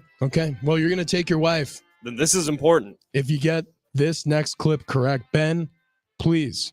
David, here it is. My philosophy is basically this, and this is something that I live by, and I always have, and I always will. Don't ever, for any reason, do anything to anyone for any reason, ever, no matter what, no matter where or who you are with, or where you are going, or where you've been, ever, for any reason whatsoever. Sometimes I'll start a sentence and I don't even know where it's going. I just hope I find it along the way. That sounded like Travis Dale on the golf course yesterday, just hammered drunk, not making much sense. But that wasn't Travis Dale. That was a different voice. And we are just trying to determine right now, Larry, whether or not that voice has facial hair. So we must ask you this question. Does that voice have a mustache or not? It does. Oh, no, Larry. No, Larry. Wow. That is Michael Scott. That is Michael Scott from The Office. He does not have a mustache. So Larry, unfortunately, he loses. And we have to go to the phones because we're out of clips. So 844-570-1360. If you are caller number 7, we're going to send you to Bryan Adams and Joan Jett, July 26th. Viejas Arena. Tickets and info available at Ticketmaster.com, or keep listening all week long for your chance to win those tickets because we have them tomorrow as well. Okay, listen, that was a little anticlimactic. I feel bad for Larry. I just feel sad. That's not a good feeling. But you know what it is? It's Michael Scott. Walking around in good feet arch supports. That's a good feeling. Okay? My knees thanked me for wearing them yesterday at the golf course. We were out there for 18 holes. I woke up feeling great. No back pain, no hip pain, no knee pain as mentioned, no ankle pain. My feet feel great. I mean, I hit my 10,000 steps plus. I think I walked 13,000 steps yesterday. I'm not a very good golfer, so I was just walking all over the course trying to find the balls. And if you want to have relief from any pain that you're feeling in your load-bearing joints like I do, find out for yourself with a free, no-obligation fitting and test walk at the Good Feet store. Here's what they're offering. Lifetime warranties on those arch supports. Any problems with them, bring them back. They'll help you out with that. A free test walk we just discussed. Limited time, they're going to offer you a pair of premium shoes with a qualified purchase. That's $140 in value. So stop by the Good Feet store today. Find a location at goodfeet.com and get rid of those summertime blues. Get into the Good Feet store and some new arch supports. And coming up next, golf. It started before you woke up. The Open Championship. We'll give you the updates next. It's John Schaefer and Jim Russell. As great as Tatis has been at times in his career, it does feel like the guy that impacts the game more is Machado. You know, like when Tatis is rolling, I feel like that's been great, but I feel like when Machado is rolling, it impacts the team in the biggest way. Because you have Machado in the middle of the order. Tatis usually hits. Yeah, maybe. I also do think Machado is one of those players that is a mood setter. Weekday afternoons at 3. San Diego Sports. 760. America's finest sports station. Golfers, swing into the Golf Mart. We've been serving golfers since 1984. Let us help you find the hottest gear from bags, balls, shoes, and apparel. All in stock at the best prices. Come in and test drive the latest arrivals from Titleist, TaylorMade, Callaway, Ping, and more. While you're there, get custom fit by one of our golf experts. The Golf Mart, home of the 90-day satisfaction guarantee. Shop us in store or online at thegolfmart.com. Hey, Aztec fans, football season is right around the corner with San Diego State playing its first game of the 2023 season on August 26th. SDSU football season tickets are on sale now at goaztecs.com. The Aztecs host 7 home games this season in Snapdragon Stadium, including games against opponents UCLA and Boise State. Be sure to order your tickets today at goaztecs.com or call 619-283-SDSU. And go Aztecs! In this week's Marketers Report, Raja Rajamanar, Chief Marketing and Communications Officer of MasterCard, talks about measurement. Measuring Sonic and Sonic branding and Sonic initiatives across the board, the principles of measurement are the same, but the parameters that you measure are different. We measured, and what we find is our investment is paying for itself in oodles. We have been partnering with iHeart across multiple platforms, both for brand enhancement as well as for performance marketing. I think the cut through of the message and the recall of the brand are much higher. Also, it has been very beneficial for us to integrate some of our campaigns into the native content of iHeart. It has been a very nice partnership, and it continues to be very strong into the future. As the #1 audio company, iHeartMedia gives marketers access to the audiences, trusted influencers, and data you need to grow. If you're a marketer, go to iHeartResults.com. When you go to GiveMeTheVin.com, we treat you like a customer, not a number. We pay the most, we pay fast, and we take care of you because you're our customer. And that's why our reviews are awesome. Sell us your car. GiveMeTheVin.com.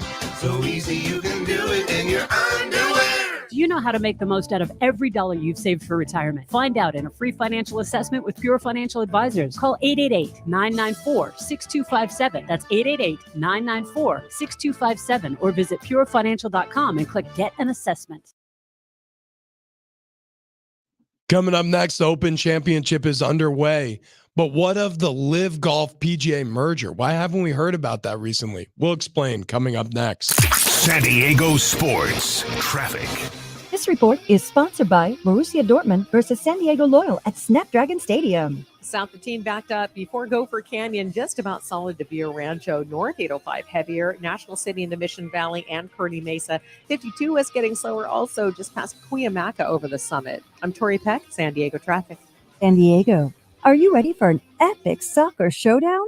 German soccer giants Borussia Dortmund are coming to San Diego to take on the local boys from San Diego Loyal SC on Thursday, July 27th at Snapdragon Stadium. Tickets available from Ticketmaster. Gary Cooper, Mountain Trust Mortgage and Realty, and the whole team, they've been eliminating the smoke and mirrors and shell games for over 20 years in the mortgage industry. As other companies are closing their doors, Mountain Trust is still right here in San Diego, servicing all of your mortgage and real estate needs. And when it comes to mortgages, Gary has told you why when you call 5 different companies, you get 5 different answers regarding rates, closing costs, how the no points, no cost loans really work. Gary will explain what yield spread premium is, how others use it to get additional compensation by selling you a higher interest rate than the par or market rate. The Mountain Trust team will educate you, not sell you. That has always been Gary's promise. Get all the answers that you're searching for. Call Mountain Trust. Call the team at 858-376-1299. That's 858-376-1299, and visit mountaintrustmortgage.com. The Mountain Trust Team, NMLS 322729, is powered by Cross Country Mortgage, LLC, NMLS 3029, Equal Housing Lender, licensed by the Department of Business Oversight, California Residential Mortgage Lending Act. Not a commitment to lend or extend credit. Offer subject to change without notice. Take as little as 3 minutes to see if you could save on motorcycle insurance with Progressive. Come on, you've spent more time than that trying to name your bike. How about the Crusher? I guess it's not really crushing anything. The Silver Bolt? No. Oh, what about Pepper? Mysterious. Is it a pet or a condiment? Surprise! It's a motorcycle. No, that's stupid. Get a quote in as little as 3 minutes at Progressive.com. Progressive Casualty Insurance Company and Affiliates. OG Sports Brew House Pizza, your go-to for sports, hot pizza, tasty wings, and award-winning craft brew. Good morning, Big Rich, TD, and Fletch. Hope you guys had a wonderful Wednesday working on your putts. Coming up today, 12 noon, we're going to talk a little bit of college football, and we'll recap the Padres and Toronto Blue Jays, 12 noon, San Diego Sports 760 and the iHeartRadio app. So Mike Costa, our good old buddy, he's going to be joining us here for an hour in studio. We're looking forward to that. He's pulling up as we speak, so as soon as we finish up this segment, we're going to go and get our dude, and he's going to spend the rest of the 8 o'clock hour with us. And it's a good thing. It's going to be nice having a third voice here because mine's shot. And I want to go to sleep. You ready for a piece of Costa trivia? Let me hear Did you know that Mike Costa has written a children's book? I did not know that. It's fantastic. I haven't read it. I need it. He's told me about it. Can I purchase it anywhere? I think you might be able. I know he was shopping it to some publishers. Oh, wow. It's supposed to be. It's a really cute premise. Yeah. Can he draw? Is that like he drew it and he I don't think he drew. Okay. I think he passed it along to an illustrator, but he wrote it. Okay, cool. You know, I've made up bedtime stories for my kids and I've remembered them. And for a long time, I've thought about putting them in writing and then potentially one day doing the same thing. But I have no idea how the process even starts. I do know you can make some pretty good money. Okay. Maybe this is something I'll get into. Dumb parents like yourself will go out and buy them. Yeah. Oh, well, not dumb parents, smart parents. You read to your kids, you have smarter kids.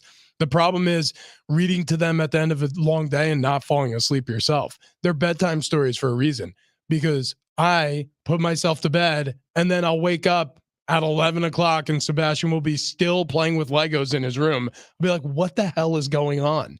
This was not what was supposed to happen. Anyway, so Mike Costa, the child book author, is going to be joining us in just a few minutes here to discuss all that. Also, the Open Championship is underway, and we've barely talked about it today because, quite frankly, it's just getting started.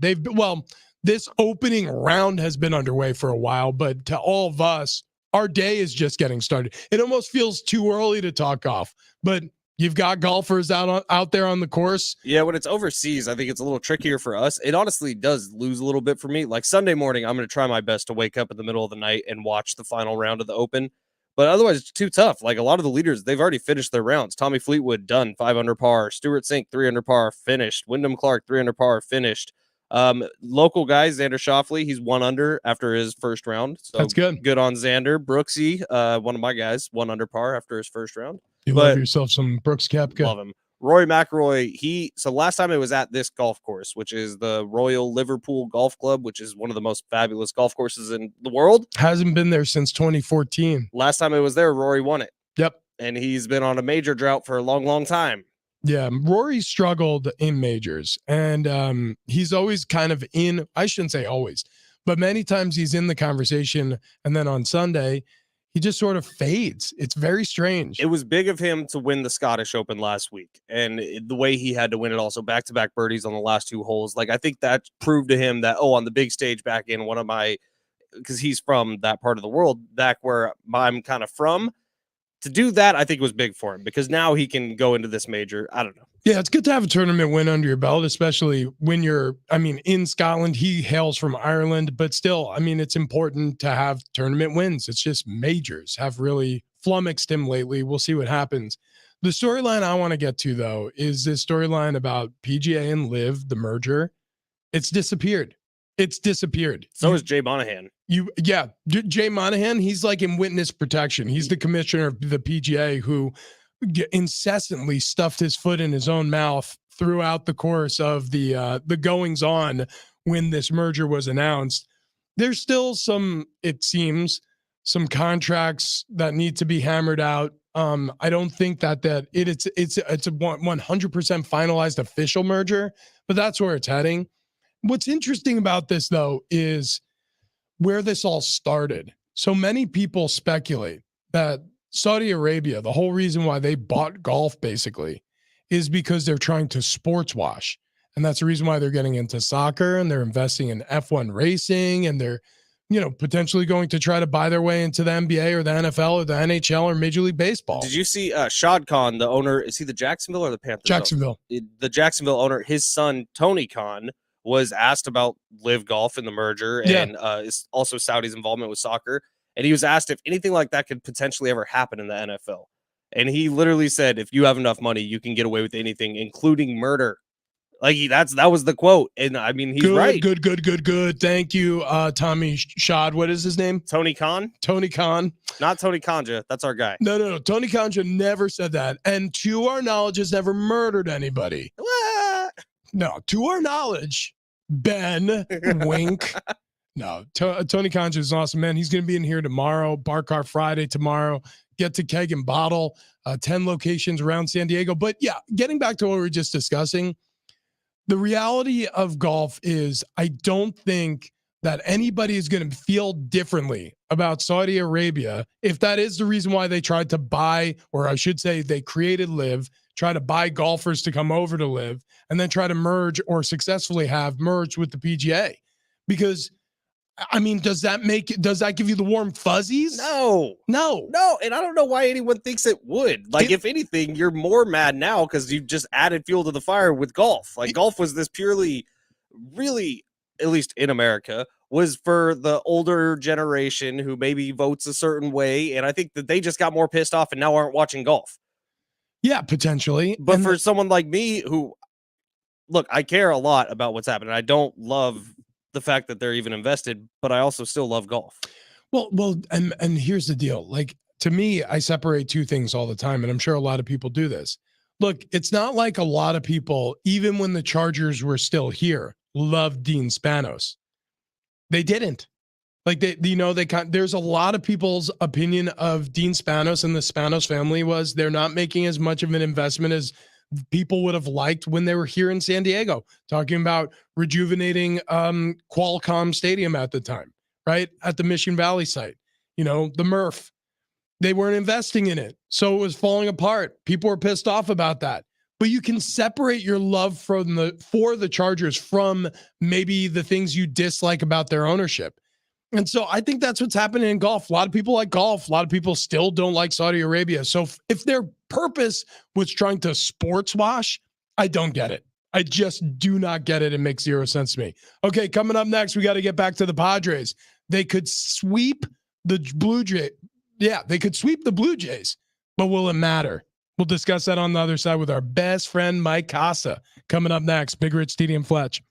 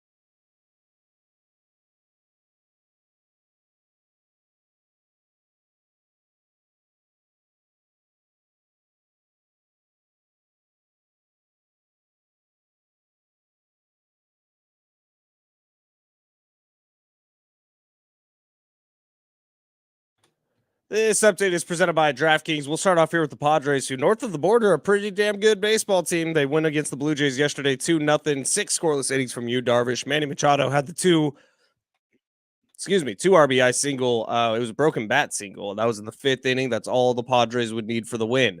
NOS yesterday, Dodgers lose 8-5 to the Orioles. Rockies lost 4-1 to the Astros. Giants lost 3-2 to the Reds. And the D-backs beat the Braves 5-3. The 151st Open at Royal Liverpool Golf Club in the United Kingdom is underway. Leaderboard looking a little bit like this. A lot of guys already finishing their first round. Tommy Fleetwood, 5 under par. Stuart Sink, 3 under par. Wyndham Clark, 3 under par. And then there's a huge group of guys at 1 under par. Some finished, some have not finished their round. That is where Xander Schauffele, San Diegan, is at right now, 1 under after his first round. This Open Championship update brought to you by the Golf Mart, home of the 90-day satisfaction guarantee. Shop now at worldwidegolfshops.com. This update was presented by DraftKings.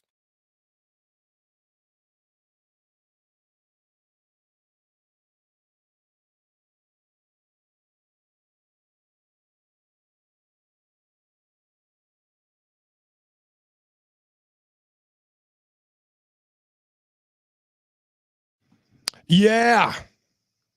Welcome to hour 3 of this program here. We're here. Happy Thursday to you, to those who celebrate at least. Big Rich, TD, and Fletch, and we are here. We're dragging, man. It's sort of like at the end of a race where, you realize you're not going to come in first and you're not coming in second and you're just trying to finish the race. That's where we're at right now. We were at the Long Ball Invitational. For the uninitiated, this is a hard iced tea, and it is absolutely delicious.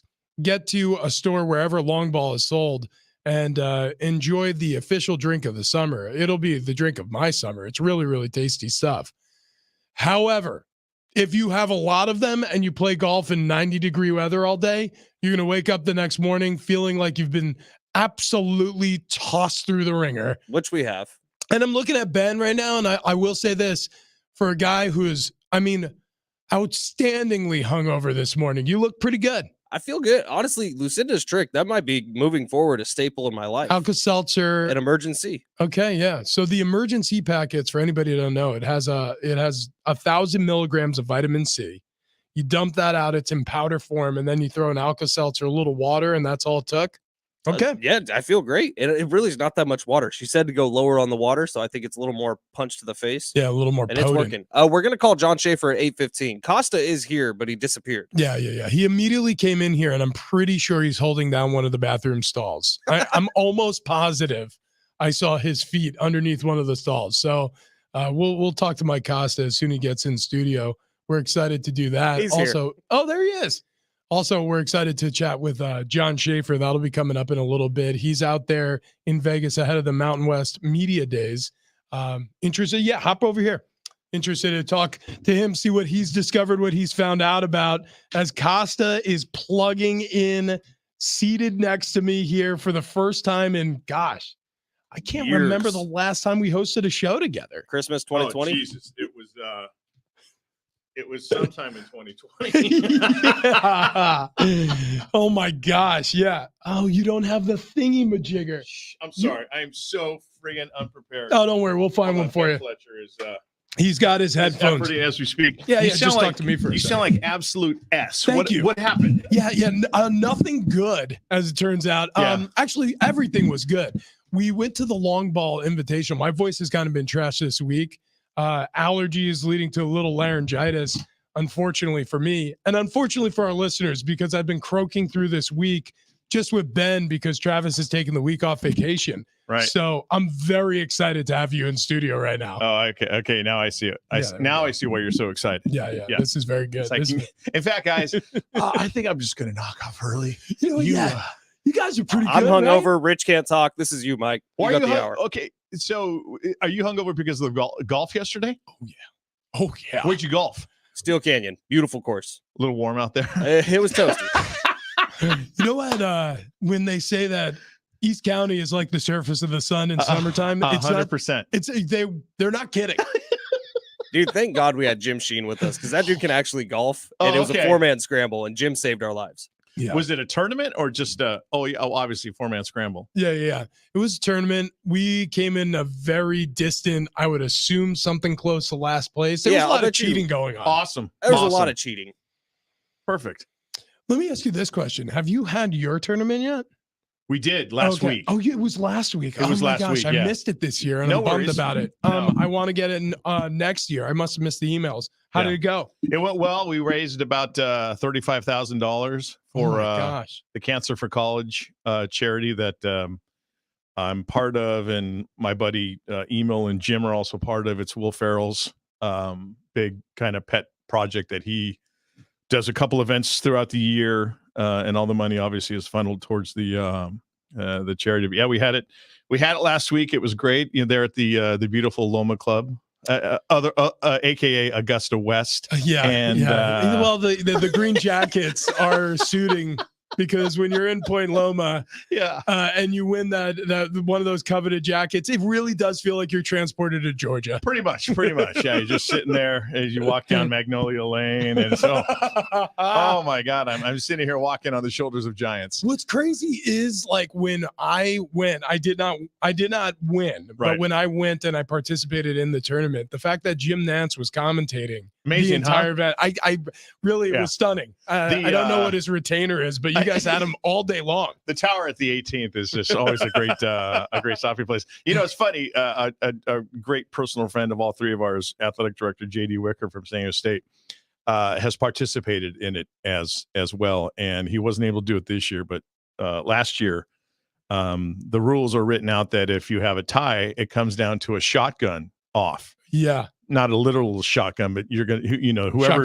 Shotgun a beer. Yeah. And so he still to this day, Derek Grice, another great friend of ours who basically helped got Snapdragon built, was JD's teammate.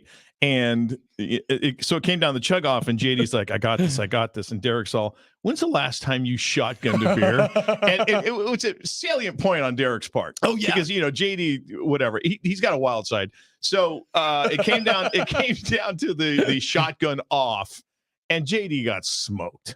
I mean, just beaten like a rented mule. Yeah, man, that's so sad. It is so sad. And so here's this man who has so many great accomplishments professionally in his life and has so many great accolades. What is it? Athletic Director of the Year. This past year. And even today, you talk to him about, hey, what's going on? What do you see for the future? And he's like, that damn green jacket. I was this close. I was this close from getting that jacket. Well, what was crazy was, we last time I saw JD in person was over on the Mesa. We had the Hardwood and Balls Classic, which was a one-on-one basketball event between Ben Fletcher, our very own here. Speaking of hard balls, boy, and Jonathan Rifkin, producer of the Darren Smith Show. And the results were the results. We don't have to relive things. That's all right. I got my ass kicked. It's okay. I'm a man. I can deal with that. That's why goldfish have short memory. It's a good point. And he's just like a goldfish. I've always said that. Giant koi. But we're there. I was talking to JD, and he was muttering to himself, "I just if I only had that shotgun." I was just like, wow. I was like, I guess he's an NRA member. It's just I didn't understand he wasn't talking about an actual shotgun. Exactly. He was talking about what do you call it again? Is it banging beaver? Banging beaver. Yeah. The banging beaver. And we'll let you there listening at home just let that rattle around in your cage for a little bit, decide what that means. But it's one of his great, I guess, red checks in his life that he's gonna have to erase to obviously get rid of that specter on his shoulder. Everybody has their foibles. They do. Everybody has their blind spots. And that brings us really comfortably to the Padres, who this season has just been a comedy of eras. And I know you've been living in San Diego forever. Yeah. And you've been following this team forever. Yeah. And I know that this is a struggle for anybody who's been a Padres fan forever. Yeah. But even for a guy who's been here for a decade, even for a guy who has, adopted San Diego as his home, and I'm raising my children here. Both my kids were born at Scripps La Jolla. They will unfortunately be tortured being Padres fans as well. I mean, this is such a disaster of a season so far. It actually, I'm talking about it right now, makes my stomach hurt.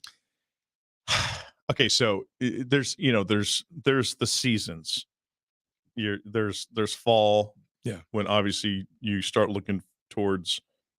Excuse me. No problem. He's back. Halloween, Thanksgiving. It's a big Christmas. breakfast you had. It was Yeah, Christmas. How does it smell? He had a croissant. I could tell you that much. Little salmon with locks. New Year's. There were chives in that cream cheese. Yes, there was. New Year's, and then New Year's. You once New Year's is gone, then you've got like your Valentine's Day, your St. Patrick's Day, and spring is in the air. Yeah. And right about there is where Padres baseball, baby. They're back at Peoria. Yeah. Let's go Padres. Let's have some baseball. F you. Okay, because that's what happens every stinking year with this team and this franchise. And then they come out of spring training and hope springs eternal, and some kind of cool things happen early on in the season. Yeah. You're like, and this year we got ringworm back, after the steroids. Yeah. Excuse me, the ringworm, and it was just going to be fantastic. And look, Peter Seidler, God love him, statue worthy already. I go to the mat for Pete Seidler any day of the week. Yeah. And it just either the people that got together who got together in the 60s and said, we need to make a Major League Baseball team and call them the San Diego Padres. They either had that meeting on some sacred burial ground they weren't supposed to be on, or they got hammered and urinated on someone's grave in a graveyard or something like that. But something happened. Yeah. And I don't know if it was going back to St. Diego, who the city's named after. If he did something wrong, but Rich, I swear to God, it's always something. I'm really stunned that we haven't had a tragic blimp accident at Petco to point, because it really is the only thing that has not happened. I always, when I'm at the game, I'm always looking for Godzilla coming down 6. Like, oh well, why not? Everything else has happened. So I've run out of excuses, superlatives, curse words. I've even made up curse words when it comes to this baseball team. Yeah. And now it's just kind of like sex with my wife. I'm just going to lay back and say, honey, do what you got to do, man. Yeah. All right. And I'm your playground. I'm your playground. And when you're done, you're done. And we'll see what happens. Okay. Okay. Other than that, how's everything? Because, and correct me if I'm wrong. Yeah, go ahead. The talent's there, right? Oh yeah. Dude. Yeah. I mean, ask Peter how those checks are. So I mean, holy cow. Yeah. And I'm with you. Bill DeSacchi now, Peter Seidler. I mean, next to St. Diego. I mean, he's a saint. This guy, I mean, he's doing everything he can. The problem is these guys, and I don't think they know exactly what the problem is. It just doesn't feel like there's chemistry. It doesn't feel like a team yet. It doesn't feel like you got a bunch of guys who are a band of brothers who are really pulling for each other. And, as a result of that, like we know, is it an individual sport by and large? Yeah, it's pitcher hitter. We all know that. Yes. But there's something to that. Like truly enjoying who you work with makes life professionally a lot more rewarding and a lot more, you're a lot more eager to go out there and perform well because you care about the people you're with. I agree.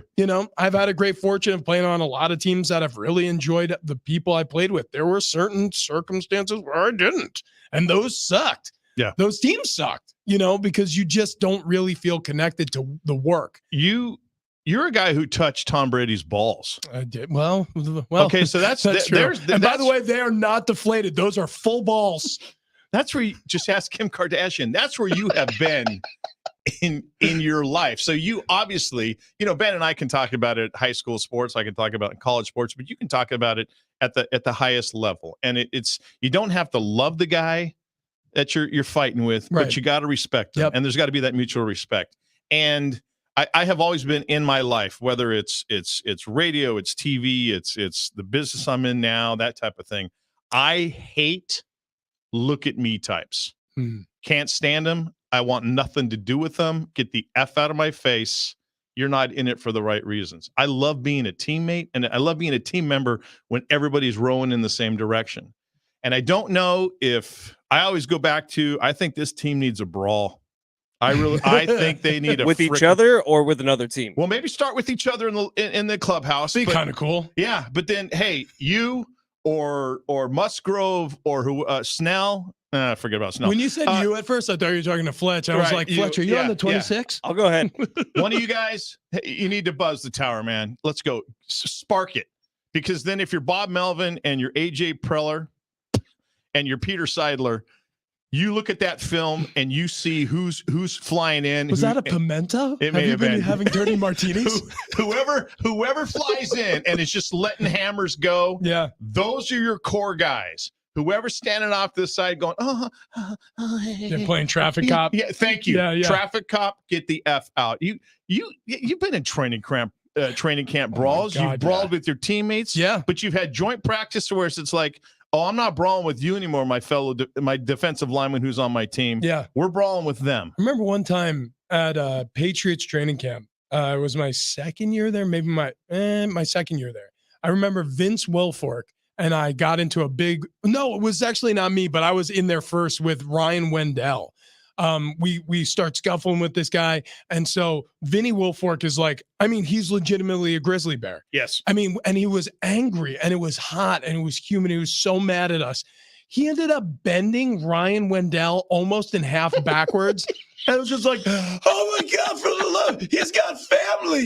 He's got a mother and He's love. got a spleen. I just went in there cross body, like frog splashed him. And then I'm like, let Jesus take the wheel. I have no idea how this is going to end, but he's hungry for picnic baskets. Yes. And so it was a melee. And our entire offensive line was in there. The entire defensive line was in there. And you know what it taught us? There are no cowards on this team. Zero. And it felt good. Yep. And I think you're right. I think we've been talking about it. Like, is this a turning point? Like, if they sweep the Blue Jays, is this a turning point? I agree with you. I think these guys need to show a little, I don't know, vim and vinegar, maybe a little nuts and go out there and get nuts. Just hit some people. I don't know. It's crazy. This season has been crazy. Hopefully this is a turning point. We'll see. And I've heard from Kevin Acee. We've heard from Kevin Acee. They may be buyers at the deadline. Yeah, So- he said he'd be surprised if they were selling anybody. Yeah. Pretty crazy. What are they buying? Haven't they bought Manhattan? Yeah. Haven't they bought everything else? Bullpen depth. I don't know. John would be a good guy to ask. Yeah. How about you go out and get a giant set of brass bowls? See how much those run on the market. Costa, they're going to buy some more swag chains, some more sombreros. Okay. And pinatas. Oh my! Maybe a Polaroid. Don't even get that get film me started. is expensive. Trust me, I know. I've got children. Sorry. Joining us right now from Las Vegas, John Schaefer, the host of John and Jim. You could hear it every day here on San Diego Sports 760 from Such 3 a to good 6. show. It's really, really good. They talk a lot of Except for Aztecs. Jim. They talk a lot of Padres, and I think John agrees. He is the better half of this show. John, what is it like working with Jim Russell? Before we get to the Aztecs and Mountain West Media Days that's currently underway in Vegas, is it a drudgery that you look forward to with the same, I guess, heavy heart as a dentist appointment? Or a little bit. First of all, it's good to hear Costa in there. Secondly, I kind of sound a little bit like Rich because it's so dry that it's impacting my voice. But working with Jim is the best part of my job is everything except working with Jim. So, it's all right. It's okay. No, it's good. It's good. And it's good. Really. When you look up Jim Russell in dictionary, it says C root canal. Yeah. So we Which I just understand. had, by the way. It's mostly painful. We understand what you're going through, John. John, seriously, love the show. Love the wrap up show too. It is the best, most concise Padres post game that this city has had in a long while. And I'm not saying it just because I'm your friend, but because I'm a fan and I love the information. As far as Mountain West Conference Media Days, are the Aztecs the red and black sheep walking around because their intentions are known and they're not long for the wear? I think it's been, I was wondering what it would be like. Like, was it going to be awkward or odd or weird? It really hasn't, from my perspective. I don't know how the student athletes felt about it, but I think it was pretty much status quo. Everyone's been really welcoming. Obviously, it was kind of hanging over the media day, but the fact that the Mountain West kind of dealt with it in advance, I think announced on Tuesday, like a day in front of the media day, that San Diego State's in good standing, and that the board of directors met, and San Diego State's a member of the league. So it's just business, right? I mean, San Diego State's got to look out for its best interest. That obviously makes sense. They envision themselves in the future in a Power 5 conference, and the Mountain West, of course, needs to look out for its best interest as well. So I think at the end of the day, if San Diego State is not in a Power 5 league, they're going to need the Mountain West. And the Mountain West is benefited by San Diego State being in the league as long as possible. So I just think it works for both parties, at least for now. John, while Rich and I were shotgunning long balls and trying to hit drivers straight and failing at everything, you and Jim had Gloria Navarez on, who is the new Mountain West commissioner. We did not hear the interview, but I'm wondering your biggest takeaways, because that would have been a pretty crucial interview. Yeah, I mean, I think she said the right things. I think she's done a good job in her first year on the job, and I think she's just obviously working on behalf of the president, because that's what a commissioner does. But I mean, she has to deal with a lot. I asked her if she thought San Diego State would be in the league long term when she took the job, and she flat out said no. Her answer is no. When she took the job, she expected they would not be in the league, because that was what was being reported essentially in the media at the time. I then followed up and said, based on what you know now, do you think San Diego State will be in the league long term? And she didn't fully answer it. She said she believes the Mountain West is best for San Diego State, and so she would prefer, obviously, from her seat for them to stay. But she said she wasn't naive to what goes on, that she has no control over. So it was an insightful conversation. You can find it at sportssd.com, but it's one of these things that things happen around, that impact the landscape. It's not solely up to San Diego State what happens with the Pac-12. It's not solely up to Gloria Navarez what happens with the future of the Mountain West. It evolves around, and then you kind of see where you are once things move around you. John Schaefer joining us, host of John and Jim right here on San Diego Sports 760. So you got Brady Hoke joining the show today. Looking forward to listening to that interview. We are no longer going to be shotgunning long balls on a golf course, so we will catch this one. Looking forward to it. Yeah. Yeah. Honestly, my voice and Brady's, you can't distinguish. You're Twins. basically talking to him right now. But yeah, what are you looking most forward to this upcoming Aztecs football season, if you had to put your finger on one thing? First of all, I feel as if, and maybe you guys feel similarly, I just feel like there's this, it's cliche, but like this idea that people are sleeping on San Diego State because they're coming off a 7-6 year, and the expectation is, they have a tough schedule, and are they going to be able to vie for a Mountain West Conference championship or to get to a conference championship game? And I feel as if they're pretty well positioned. I think Ryan Lindley being the full-time offensive coordinator is a big win for San Diego State. I think Jalen Maiden having a full off season it's got to be really significant. The idea that San Diego State's defense is anything other than elite, I think, is not going to be accurate. San Diego State's defense is always a top 25 national FBS defense with an ability to be better than that. I think the hard part is navigating the schedule. You look at those first 6 games, and there's UCLA and Oregon State. Ohio won 10 games last year. And then the first 2 conference games at Boise at home, and then at Air Force. I mean, that's a really challenging schedule for any program in the Group of 5. I think it'd be a pretty tricky schedule for programs in the Power 5. So if they can get to 3-3, I feel like they're really well positioned in the back half where they could, finish 5-1 or even 6-0. But it's about, navigating those first 6 games. Can you go 3-3? Can you then finish 5-1 or better? And all of a sudden you look up and maybe, you're in a conference championship game. John, always great to talk to you, brother. Appreciate the work you and Jim are doing over there in Las Vegas. You guys just staying at Circa? Yes, we are staying at Circa. I'm overlooking Stadium Swim right now, which has the Open Championship on. It's got a view of the skyline. It's an amazing property. How much money did you guys lose last night? I am up 100. Jim is down 100. Therefore, John and Jim are even. It is a wash. Jim's an idiot. Jim just plays like the dumbest things. It just hits random buttons and he's an idiot. Jim's an idiot. All right, that'll be the headline of this interview. Jim's the guy in the Keno area just crying into his free watered down drink. John, great to talk to you, brother. Great to talk to you guys. All right, John Schaefer. How about that, huh? When's the last time you talked to John? Actually, I texted with him earlier this week, and he had said, because I wanted to get together and talk about Aztec football, and he said, "Hey, we're over in Vegas." I had no idea. Have you ever been to Circa? But I walked through it. I haven't stayed there. The sports book there is awesome. It's dude. one of the stupidest things you've ever seen, and stupid being awesome. Yeah, the sports book itself and the outside area is incredible. Costa, you haven't been here for a while, but I need to tell you about one of our new friends. One of our new friends. I'm wearing the shirt right now. I'm wearing the hat. Long Ball Hard Iced Tea, one of our favorite drinks in the world. Yesterday, we were out at the golf course at the Long Ball Invitational. Awesome day out there because of our guys, Dennis and Daniel O'Connor, who took the classic cocktail, the Long Ball and soda, put a little backspin on it. It's perfect for that early tea time or twilight session. Every time I'm playing golf from here on out, and Rich will say the same thing, we're going to be drinking Long Ball, and Costa, we're going to get you on that train as well. You bet. It was crafted in San Diego in January 2023. It's a shareable, crushable canned cocktail with just 3 ingredients: iced tea, natural flavors, and clean alcohol. 123 calories, just 5 grams of sugar. Long Balls have that clean, refreshing finish that'll keep you in the game all day long. And we were pounding them yesterday on the course, and I think it made us all a little better. I mean, Rich chipped in on the last hole, so it couldn't have made us worse. Longballshooter.com for more information. Longballshooter.com is where you go. They have tons of contests up for cash and prizes. More information coming soon about their next Long Ball Invitational, which it won't be a year away. I promise you that. Costa, have you tried this stuff? It's awesome. No, I'm actually going to come in there and try one right now during the break. Yeah, we got a bunch of cans in not our office, so we'll tell you about that then. Coming up next on Big Rich, TD, and Fletch, more with Mike Costa, who's joining the show for the 8 o'clock hour today. Big Rich, TD, and Fletch, San Diego Sports 760.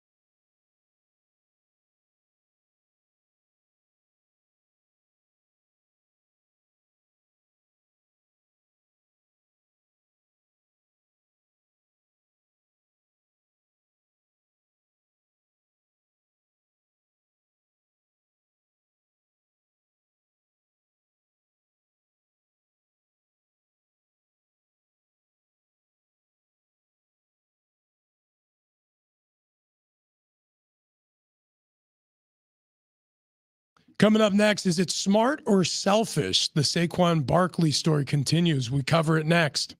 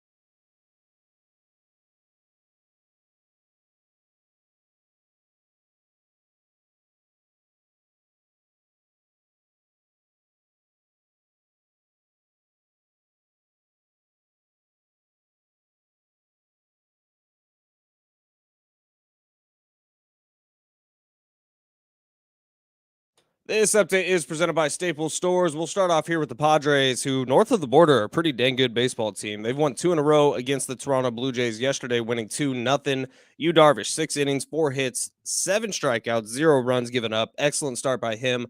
Manny Machado would provide the offense with a broken bat, 2 RBI single in the 5th inning. NL West yesterday, Dodgers lose 8-5 to the Orioles. Rockies lose 4-1 to the Astros. Giants lose 3-2 to the Reds, and the D-backs did get the win 5-3 over the Braves. The 151st Open at Royal Liverpool Golf Club in the United Kingdom is underway. Last time it was there, Rory McIlroy was your winner. This time, it's up for grabs. Tommy Fleetwood, 5 under par. He is the leader in the clubhouse as of right now. Stuart Sink, 3 under. A whole big group at 1 under par, including Brooks Koepka, Xander Schauffele, Scotty Scheffler, Patrick Cantlay, all at 1 under par. This Open Championship update brought to you by the Golf Mart, home of the 90-day satisfaction guarantee. Staples has big savings on everything you need for school, and right now save up to $250 on select computers at Staples. School savings are always in session. In-store only. Offer ends July 29th. See an associate for details. School on, save on at Staples.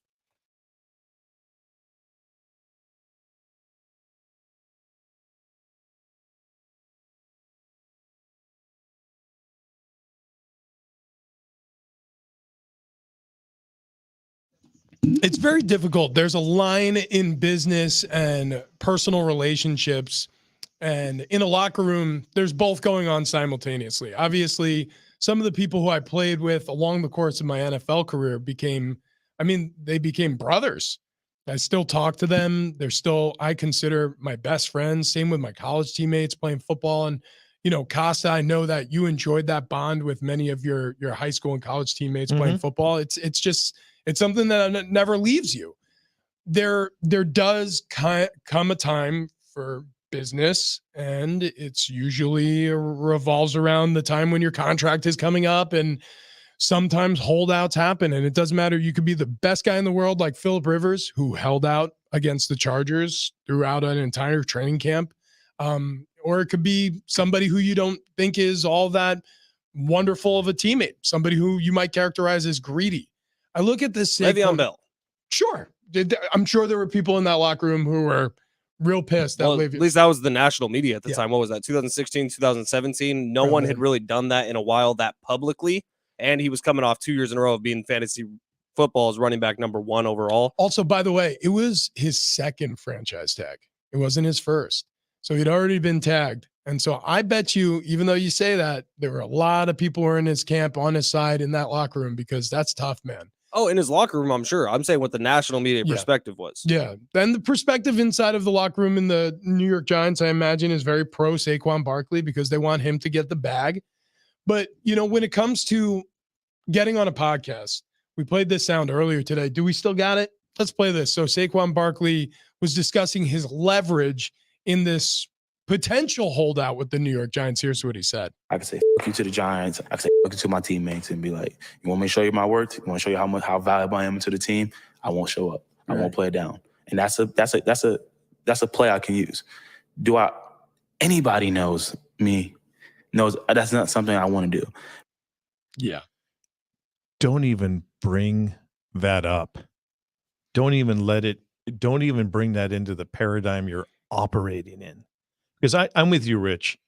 NFL players, the way they are not taken care of, they're paid enormous amounts of money to play a game. I get that, but that's also, you're swimming with a great white shark every time you go out on the frickin' football field. You don't know if that's it, and we saw a great example of it this past year with DeMar Hamlin, right? Yeah. You just don't know. Yeah. So you get the money, and I think every guy in the locker room respects that and knows, hey, man, we know you're our guy. We're your guys. We know you're all about the team and doing your best, and we support you.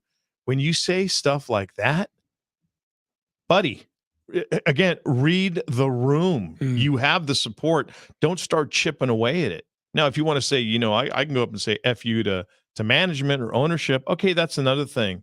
But not the guys that that are going to be blocking for you. Yeah, it's a tough soundbite. And I'm sure if his teammates listen to the whole podcast or speak to him himself, they'll understand what he's saying. He's not necessarily saying F you to them personally. He's just saying, like, F you, Well, I he got was to asked do what his options were. Right. And he would say, this is one of my options. I could do this. I don't want to do this, but I got to talk to my family. I got to talk to my team. I got to see if that's something I should be doing. But my stance is don't even bring that up. Just let it happen. Just let it happen. Just let it happen organically, because the moment now that is out of his mouth, now there's guys in the locker room going, well, are you there? Are you already there? And you're just doing a good job of I not played showing the us. part where he says it's not something that I want to do. The headlines don't have to put that in there. No. And here's the unfortunate reality is when you're in a culture like that, you don't have time necessarily to hear every soundbite, even the ones that are, germane, that come from your teammates. It may be something that is repeated in that locker room and people may not have the context. So like you said, since it's left his mouth, yes, now it's up for everybody to subjectively decide how they feel about that. And he could have very easily not taken interview requests. He could have very easily been a little bit quieter about all this. A lot of people would have been like, look, he's a businessman. He's doing business. It stinks for us. Obviously, he wishes he could be here. He's not here. We have to move on without him. We'd be better off with him. Hopefully they can figure something out. Did your career with the Chargers cross with Donald Butler's at all? Yeah. Okay. Yeah. Donald Butler, great guy, was a neighbor for a number of years. Great guy. But Donald Butler signed a massive contract. And then Donald Butler basically just started making business decisions. And that's the best way I can say it, as somebody who was down on the sidelines with you guys and watched games. There was, you're an inside linebacker. You better have your nose in that effing hole every single play. And there were plays where you could clearly see it's like, little arm tackle there, a little, shoot type of thing. That was a business decision. And as God, you may have told me, somebody, it's been said a lot, when you go from college to the pros, you're dealing with men who've got child seats in the back of their cars. This is their livelihood. And it's such a terrible factor to creep into a locker room. I got mine. Right. And now where's that neutral? Where's the autopilot, or where's the neutral button? Because that's what I'm going into. Look, and unfortunately, in San Diego, you have other factors you can point to. Like, this is where you wanted to come retire. So you come get one last big contract with the team, and then you just move into Costa's neighborhood. By the way, it's a fun neighborhood. Yeah, there's no question about it. A lot of backyard cornhole games. Tony Conja lives in that neighborhood. Yeah. Yeah. And listen, I mean, the reality of football is it's not for long. The NFL, it is a young man sport. Your body breaks down quick. And I mean, towards the end of my career, I was being paid bean burritos, frozen bean burritos to play football. I mean, but I will say this. Did you save any? Righteous. Whatever, whatever little bean burrito stack I had or acorns I was trying to, squirrel away. I promise you, if I were to hold out for more, which would have been very stupid because it just went bye. But if I were to, I know I would have had the support of my teammates because they would know in my heart I would want to be there. It's a business decision. I completely agree with you. I think this clip is going to land really poorly for Saquon Barkley amongst his teammates. And the fact that anything you say, anything on record, can be just replayed and replayed and replayed. And I mean, this was a Monday podcast episode. It's just gotten picked up now toward the end of the week. And there's going to be people like us talking about this in New York over the next 2 weeks about this storyline, because we're in that dead period in the NFL. Yep. And this is one of the biggest stories in New every York right New York now. sports radio show has gone cover to cover with this story no all question. day long. The good news is, thank God, New York's not a big media market. Of course. Right. Yeah, And you know what? And honestly, growing up in New York, I know that the radio professionals there are taking heed not to insult or offend anybody. Well, what Saquon has to worry about is really good. Is he's now put himself in the spot where he's basically saying, I'm irreplaceable. Like, if you break down what that entire commentary he did was saying, I'm irreplaceable. You're not going to get someone better than me or can have that type of impact that I can have. If he gets proven wrong 2 weeks in, all of a sudden he looks like a real jerk. Well, and that's when the tide turns against you. When your teammates realize, like, he's not in our foxhole anymore, so we need to trust the next guy in. So, hey, here's his gun and his helmet. You're our new guy. Dude, that ruined Le'Veon Bell's career. James Conner coming out and having a good 3 weeks, because that's what it was. He had a really good 3 weeks to start the season, where all of a sudden the national media is like, oh my gosh, he has a great story. He's a cancer survivor. And now he's coming up and he's kicking everyone's ass in the NFL. Yeah, and Le'Veon Bell looks so selfish also.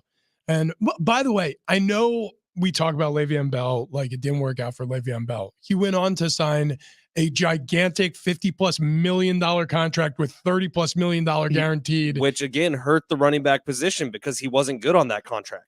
It's moving forward, it was good for him, and that's my point. Is it may end up working out for Saquon Barkley, but at what cost? At what cost to his teammates? At what cost to the Giants? And potentially at what cost to him as an athlete? You played for Belichick. What was one of the things he probably hated the most? Distractions going into training camp. No doubt. Now you have created a distraction, whether you thought about it or not. It often shows a fine command of language to say nothing. But now your teammates are going to be asked about this every single day. Yeah. Your head coach and your coaches are going to be asked about it. Your owner's going to be asked about it.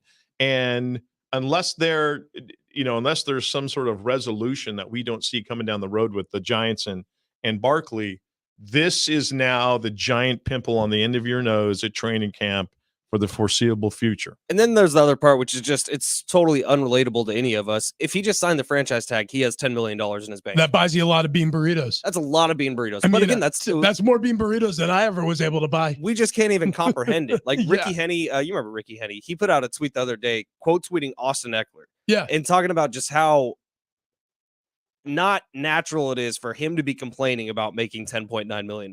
Yeah. Yeah, because it's weird. It's weird when you're making more money in 1 year than the majority of the population will make over their lifetime. And like you're saying 98% of the population. And you're saying that's not enough. It's not enough. I'm worth more. It's a very hard sell to the fan base. It's true. Austin Eckler is such an important part of what makes the Chargers go. And certainly last year, he was the biggest reason offensively that this team had a chance down the stretch of the season. Of course, they got completely de-pantsed in the second half of that Jacksonville Jaguars game. My goodness. How do you lose that game? Oh, that was beautiful. Oh, my God. Costa, I don't know if you were listening earlier today, but we did like quick NFL takes. And one of them was, well, the Chargers have a good enough team to win the Super Bowl, but they won't make the playoffs. The thing about the Jacksonville de-pantsing, as you so poetically put, Rich, is that it came on the anniversary of the Marlon McCree play here. Oh, my gosh. At the Q. It came on that anniversary, which is just, again, if you're still a big Chargers fan, right? That had to hurt your heart. God, in fact, thank you for reminding me. My season ticket renewal is up on my bulletin board. I got to fill that out. Also, Dean Spanos is a summer birthday, so happy birthday, Dino. Actually, I don't know when he's been, but he's a beloved character still in San Diego sports. It's so crazy. It is so crazy, but they're snake bitten franchise. And from Austin Eckler's standpoint, he's a great human being. Yeah, we had him on the show last year. I've had him on many of my shows. I've talked to him personally a couple of times outside of doing, talk shows and stuff like that. This is a really respectful person. He's a really thoughtful person. He's somebody who's highly intelligent, and he understands what he's doing. He understands what he's saying. What he's saying makes sense. The problem is it doesn't resonate well with the fan base. It doesn't resonate well, particularly with your franchise. And it can, in the case of Saquon Barkley, have unfortunately a really bad effect on the relationships you have with the guys who are supposed to be in the foxhole with you. Yeah, and if you're a season ticket holder for the Giants, or you're somebody who, and let's face it, and Patriot fans, I think, are the same way. Their lives are built around the NFL calendar, especially when the season kicks off. And you got someone who's forking over, I'm sure, pretty decent money for tickets. You're like, really? Yeah. This is what I'm going to be paying for this season? It's a tough sell, man. I'm going to White Castle. What if the Giants go out and sign Dalvin Cook? Dude, a Crave case sounds so good right now. So good right now. Oh, my God. He just said White Castle. Okay, we have a show to wrap up. We have to be keto today. I know. Shh. Oh, sorry. Do we have to be? I don't. What if the Giants go out and sign Dalvin Cook or Kareem Hunt? I mean, it's very possible. It is very possible, especially if they don't have anything behind Saquon. We'll see. All right, this is what I want everybody to know right now. Mike Costa is multi-talented. You're about to hear one of his next probably most brilliant ideas I've ever heard of. And that's next on Big Rich, TD, and Fletch.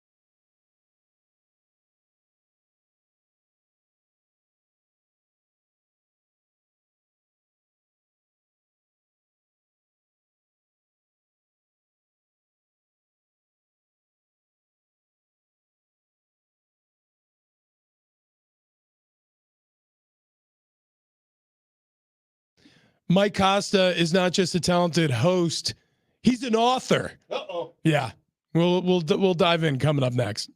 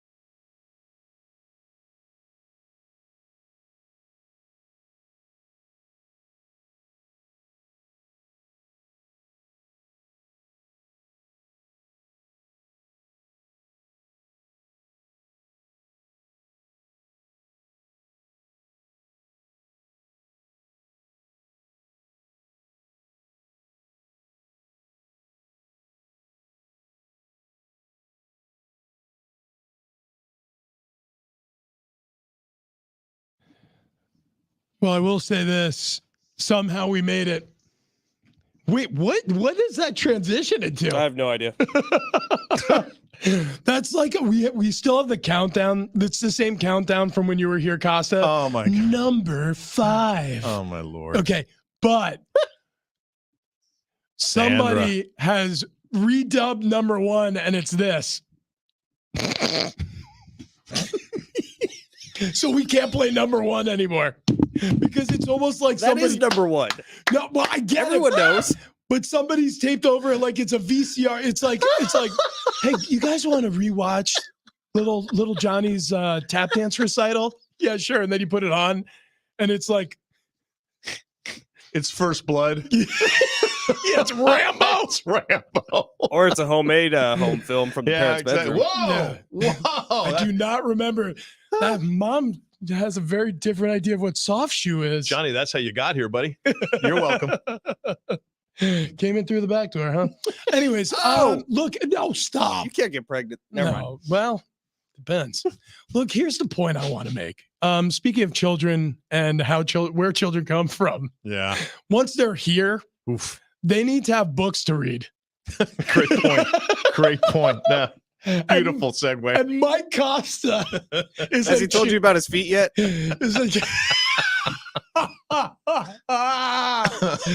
Mike Costa is a child book author.